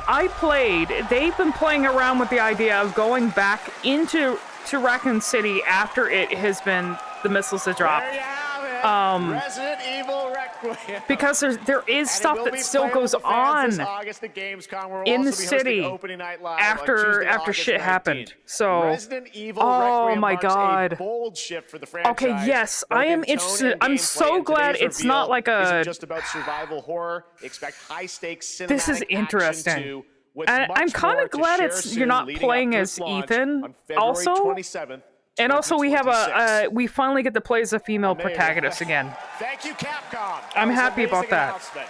Glad we kept it a surprise. Like, you know, hey, I like Chris and Leon and all, but I miss playing having a female protagonist. You know, it's gonna pivot back to third person. Oh man. I can't believe it. Oh, You this kept is that like so secret. Very top secret. All good. The- All right, well, my there's much only more worry Summer about Game this Fest is to because come. they're kind of Make sure to rewriting visit things to involve summergamefest.com to see a the listing of all fungus the digital events this weekend. You or can the watch mold and and to stuff. highlight even more I mean, games, maybe including the they're gonna Xbox try and Game weave Showcase that on Sunday. into Stay tuned online to see Raccoon coverage City of again, many of the but playable games at Summer Game Fest Play Days. didn't that's Lance taking place DLC this have weekend Ethan's in LA. daughter? Yeah. And make sure to stay tuned for Day of the Devs, which is coming up next with additional new reveals. Yeah, from it incredible could still be independent related studios to around those, world, the mold. and deeper looks at some of the independent games But we that showcased looks today. really fucking Thanks so cool. much, everyone. So, oh, it was about her, Thanks yeah. to you, Lucy. Great job co-hosting. All right. Well then. That's going to do it for Summer Game Fest. We will see you at I got Gamescom what I on August wanted. 19th. Thanks, everybody.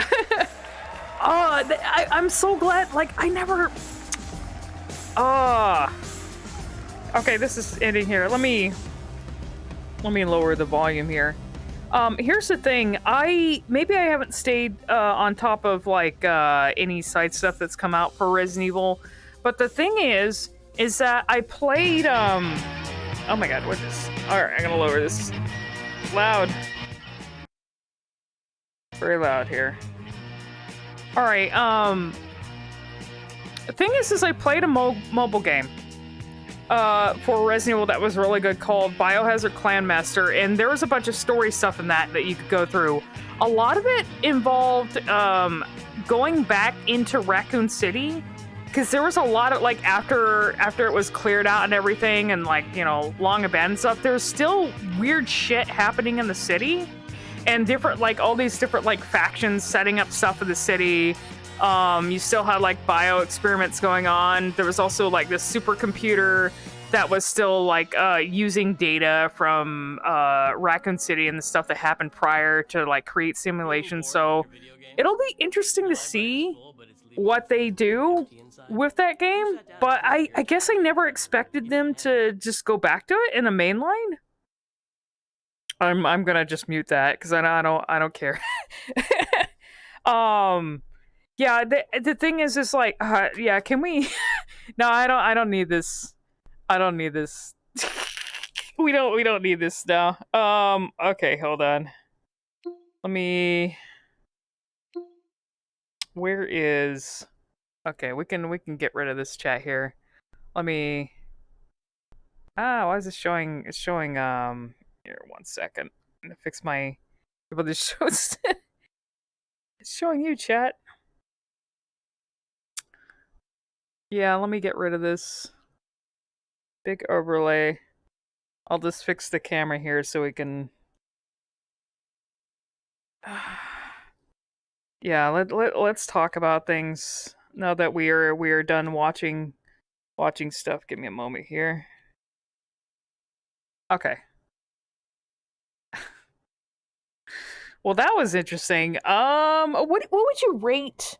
What is your rating for the game show? I'm gonna give it. Hmm.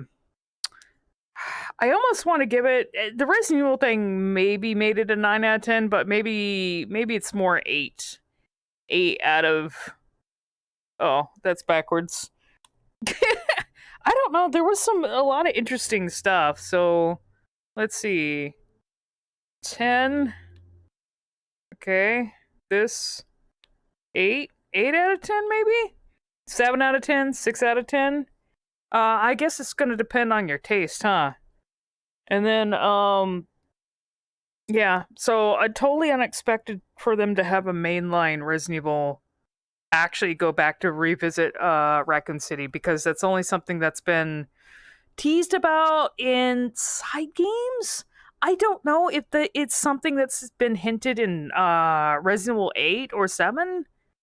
But there's a lot of stuff that they have kind of like not covered. There's a lot of like plot holes and gaps in the timeline and everything that tie back to stuff that may have happened in like Raccoon City. Still, a lot of characters that we find out that were there at the time, but you only get like there might be like something in the game that says, oh yeah, in a file that says like, oh yeah, there was this stuff happening in Raccoon City, by the way, but they never actually covered it in the original games, or they didn't mention it in the remake of 1 or 2. So like them making a Resident Evil where they actually have someone going back into Raccoon City will be a good way to actually revisit a lot of that stuff. Like if there's anything left that they didn't show or they didn't cover in regards to Raccoon City. Oh god, tracking. This would be the good time to do it. I'm very excited about it. And like I said, I'm kind of glad that you're not playing as Ethan either. And of course, if it's Ashcroft, that's the reporter. I didn't actually play through the Outbreak games, by the way. I've only played them a little bit, but I'm pretty sure she was one of the reporters for Raccoon City. I'm guessing she survived, so she got out. So I guess we're playing as her. Will we might, I don't know if we're gonna get cameos. It would be nice to get cameos of the characters. Although let me go up and chat. I need to scroll up here. By the way, did you guys hear my I have my air conditioner on this whole time. Did you hear my air conditioner, or is the Steam Deck or the Steam VR headset good enough to filter it out? Oh, what was her name? I think it's Alyssa. Alyssa Ashcroft was her what's her name? I really should actually play through the Outbreak games. The only thing is it is difficult. I actually have both of them still. The thing is it's difficult to play them on your own with the AI controlled NPC because you get 2 characters to play. So a lot of people now, if you want to, you have to use fan servers, and there's a whole setup you have to do in order to play with people in order to get through Outbreak. If you don't want to use like the NPC characters. Let's see. Ethan would be like a sport. Yeah, didn't Ethan has become part of the mold now. He's completely part of the mold, so he's not part of the physical realm. Well, I guess he technically is. He's part of the collective. Let's see, you'll skip the last few Resident Evils and just look forward to this. 7 and 8 are pretty good. And if this the problem is that in 8, I don't know if I want to spoil it, because they what they tend to do in some of the newer games is they'll rewrite new shit into the old lore, which can cause problems with the old games. They've been doing that where they're trying to write the mold into the old lore to make it work, and I don't know how I feel about that. And trying to rewrite like origins of like Umbrella and So I don't know. So I have a feeling, I still have a feeling they'll probably bring up the mold in this. And if you don't know about the mold, I would recommend playing 7 and 8 because they are very good. They're very good. They have like they definitely have their flaws, but let's see. To be fair, the Resident Evil world has a lot of ancient messed up things. The original virus they made the T virus from, the flowers used in Orovos. That's why I like the series because they don't just stick to very typical zombie stuff. It's not just a virus. There's so many things that they pull from. You have spores. You have things like mold, spores, parasites, um, viruses that come RNA-based viruses that come from flowers. So they just get really creative with the pathogens and what those things create, and that's why I always like it. I always go back to it, and I'm like, it's hard for me to get into other things with zombies in it because they just do the same shit, and Resident Evil is always doing something different. So, a lot of solid announcements today. Will we get Old Man Leon Kennedy? I mean, it's possible. Okay, what's interesting is I thought from rumors way back that this was supposed to have Jill and Leon in it, but it's possible that someone mistakenly thought that Ashcroft might have been Jill or something. Because I think early rumors were like, oh yeah, it's going to be Jill again. She's going to be investigating. There would be Rebecca and stuff. But and it is kind of sad. I do lament not having. We haven't had a main line in a while that mainly focuses on the characters that have been popular in Resident Evil, like Jill, Chris, Leon, and all that. They've been kind of like thrown to the side for a lot of these new characters. Ashcroft is an old character though. Okay, so that I find that fascinating. And she's not even like a mainline character. She's someone in an Outbreak game. She's a journalist. So I find this highly fascinating. Hopefully I have my information correct, but I'm pretty sure that's her. They said Ashcroft. If I remember from Outbreak, she's the journalist in it. Let's see, this would also mean the T-virus can survive being exposed to extreme heat. It could be something else because in the mobile games and I don't know about it. Here's the problem with Capcom releasing important lore related to the series is they sometimes release it in supplemental books. Sometimes there's important shit that pops up in their fucking online multiplayer games that they're spin-offs that they've been releasing. Like Umbrella Corps may have hinted that they cloned fucking Albert Wesker. Which is also an idea that they had in the Biohazard Clan Master mobile game. They were doing experiments on a lot of this shit. A lot of the stuff that was going on in Biohazard Clan Master was happening in I don't know. I think it was either happening in the actual the ruins of Raccoon City or a simulation of Raccoon City created by a supercomputer, like something like a Red Queen. So they could take all that shit and put it in this game. So I'm very interested to see what they're doing. Like for once, I'm like, oh god, I can finally be excited about stuff that I used to know about when I was really hardcore into Resident Evil.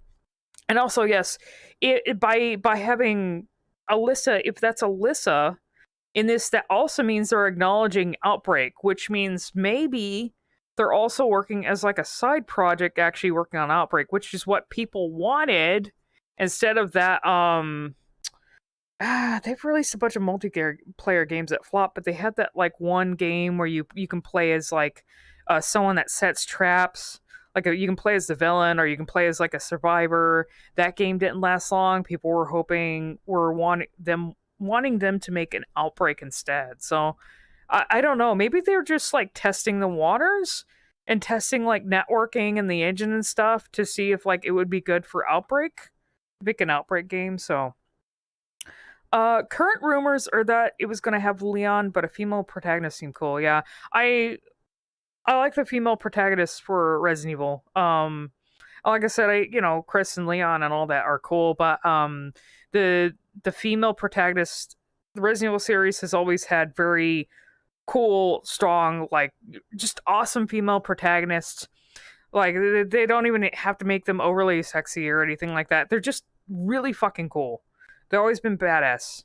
They're like great, like, role models as characters and stuff like that. Jill, Claire, Ada, just all Rebecca even, you know, they've always had the best female characters. So it's nice that we actually get to play as a female protagonist for once, you know. I get kind of tired of, you know, I like me some macho men, but I get kind of tired of it, you know. It's so funny too because the survival horror genre is generally known. You know, if you're someone who's played a lot of survival horror games, a lot of them are known and associated with having a female protagonist. Like, it's just something that's known in horror. A lot of horror games, especially if they're Japanese horror games, a lot of them generally tend to feature a female protagonist. It feels something that's comfortable to the genre. And when you start moving away from that and having more, like, you know, I don't know, it's kind of weird. I have weird feelings about it. It's just, you know, it feels like it's just like female protagonist survival horror. It's like bread and butter, I guess. There's nothing wrong with having a male protagonist in a horror setting, but, you know, having a badass, like, woman. RE-verse, not. It wasn't RE-verse. It was like, God, it's not Umbrella Corps, and it wasn't RE-verse. It was like the thing that came out before RE-verse, and I don't remember what it was called. This new girl has some trauma. Yeah, they didn't say. The thing is the last name's Ashcroft, right? It could be Alyssa, but like, and she did look older, so it could be her. But they didn't say the first name. They only had the last name, so it's like, okay, is this actually Alyssa, or is this someone related to her? And the problem is the only Resident Evil games that I haven't fully delved in were the Outbreak games, and I'm like, I'm hitting myself on the head here. It's like, okay, Jackal, you gotta, you're a hardcore Resident Evil fan, but you haven't fully played.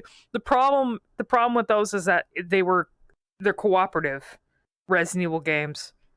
Kind of hard to get through unless you have like someone to properly play with, and if you got the games way after, you know, the servers were up, that's my issue with online things that kind of rely on an online feature, you know.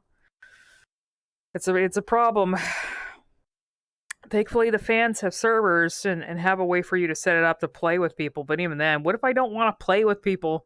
What if I want to just play through the game by myself? I've tried to play through it a little bit on my own, and it can be difficult. I should probably just try and do it again and see. It's just kind of annoying because you have to, with the Outbreak games, you have to manage, like, I don't think you can even play it with a single character. Right? You really do have to kind of manage two other characters that are, like, you know, driven by archaic AI on the PS2, like for a PS2 game, so I don't know. Maybe I'll give it a try sometime and try and get through it. Jackal, what if Wesker comes back? He kind of doesn't need to. The only thing I'm upset is that they had Alex Wesker. Oh, you hear me? By the way, I am going on a whole spiel here because obviously I'm a big Resident Evil fan, so I'm just like, I'm gonna run my mouth about this. But the one thing I've been disappointed that they haven't revisited is Alex Wesker. You don't really need to bring Albert back because there's Alex Wesker. I don't want to spoil the ending of Revelations 2 if you haven't played it, but the ending created a scenario where Alex can come back, essentially, and she can do things, but they haven't revisited that idea yet, and I'm wondering, okay, what the fuck? You know, there's potential there. Resident Evil fucking does this. They always have, like, they always create, like, a scenario where there's potential of something really cool that they can revisit in a later game, and they don't fucking do it. And they just create these new stories, or they add new characters, end up dying in the same game. So, I don't know. Force Sin to play with you. I don't know if it's local co-op. It might be. I don't remember. If it's local, then I guess I can force him to play it with me. Jake and Sherry shenanigans can happen. Oh yeah, yeah. Remember Jake and Sherry from Resident Evil 6? Remember all the new characters that they've introduced that haven't died? And Resident Evil 5 and 6 and side games? Yeah, where are those characters, by the way? You're never gonna see them again. That's why I'm fucking surprised that we're getting, if this is Alyssa Ashcroft as a protagonist. No one... Just watch, though. Just watch. There are going to be people who are like, why are we getting Jill? I thought we were getting a main character. Why are we getting a journalist from Outbreak? You're going to hear people like that. But honestly, it doesn't matter to me. I don't care if it's a main, revisiting a main character or someone who's like, honestly, a lot of the main characters are cool and all, but some of the best, most interesting characters in Resident Evil series are usually like the secondary or third type characters, the side characters that they usually end up having some really interesting lore or background associated with them, but then they just like Capcom never revisits them again. They just disappear. So Resident Evil Survivor. Yeah, I like there's so many side games where there's like cool characters in them where they actually do survive whatever incident they're involved in, and you just never hear from them again. You might get like they might get referenced in like a file or something in a future game, and it's like, there you go, there's your food, there's your breadcrumbs. Being a Resident Evil fan and wanting like all not wanting plot holes filled is like suffering, And the problem is with the series itself, with all the different games, they keep switching writers. Like they're depending on who's like directing the game or who's writing for the game, they also hire guest writers. So it really depends on the priorities of the people that are involved in that particular game, because I don't know if they have a Bible. Like most games that have been long running for a while, and they have like a lot of games will have like an established Bible. It'll be like, okay, we have all these plot points here that we need to revisit. This is the lore, in order to keep things kind of consistent and follow a certain timeline. We refer to this, but I don't even know if Resident Evil has a fucking like Bible. It's just like, I don't know. I don't know anymore. We're getting Resident Evil 9 before GTA 6. I know, right? Give me Sheva, Billy Cohen. Where's Rebecca? A lot of people want Jill to return back to the field. They referenced a lot, if you play Resident Evil Revelations 2, there's files that reference what she's doing currently, her feelings on having to be temporarily retired. I think she wanted to return back to the field. There's like side mangas that have stuff with the characters too that they don't cover in the games. This is why being a Resident Evil fan is suffering, because there's so much like cool lore or important information, but they don't always put it in the main games. They'll do it like in a side game, or they'll put it in a mobile game, or they'll put it in like a multiplayer online game that dies, or they'll put it in a fucking manga that only comes out to Japan and you have to wait a while. Suffering. It's all suffering. Where the CGI movies, they're okay. The CGI movies are the first and second one are decent.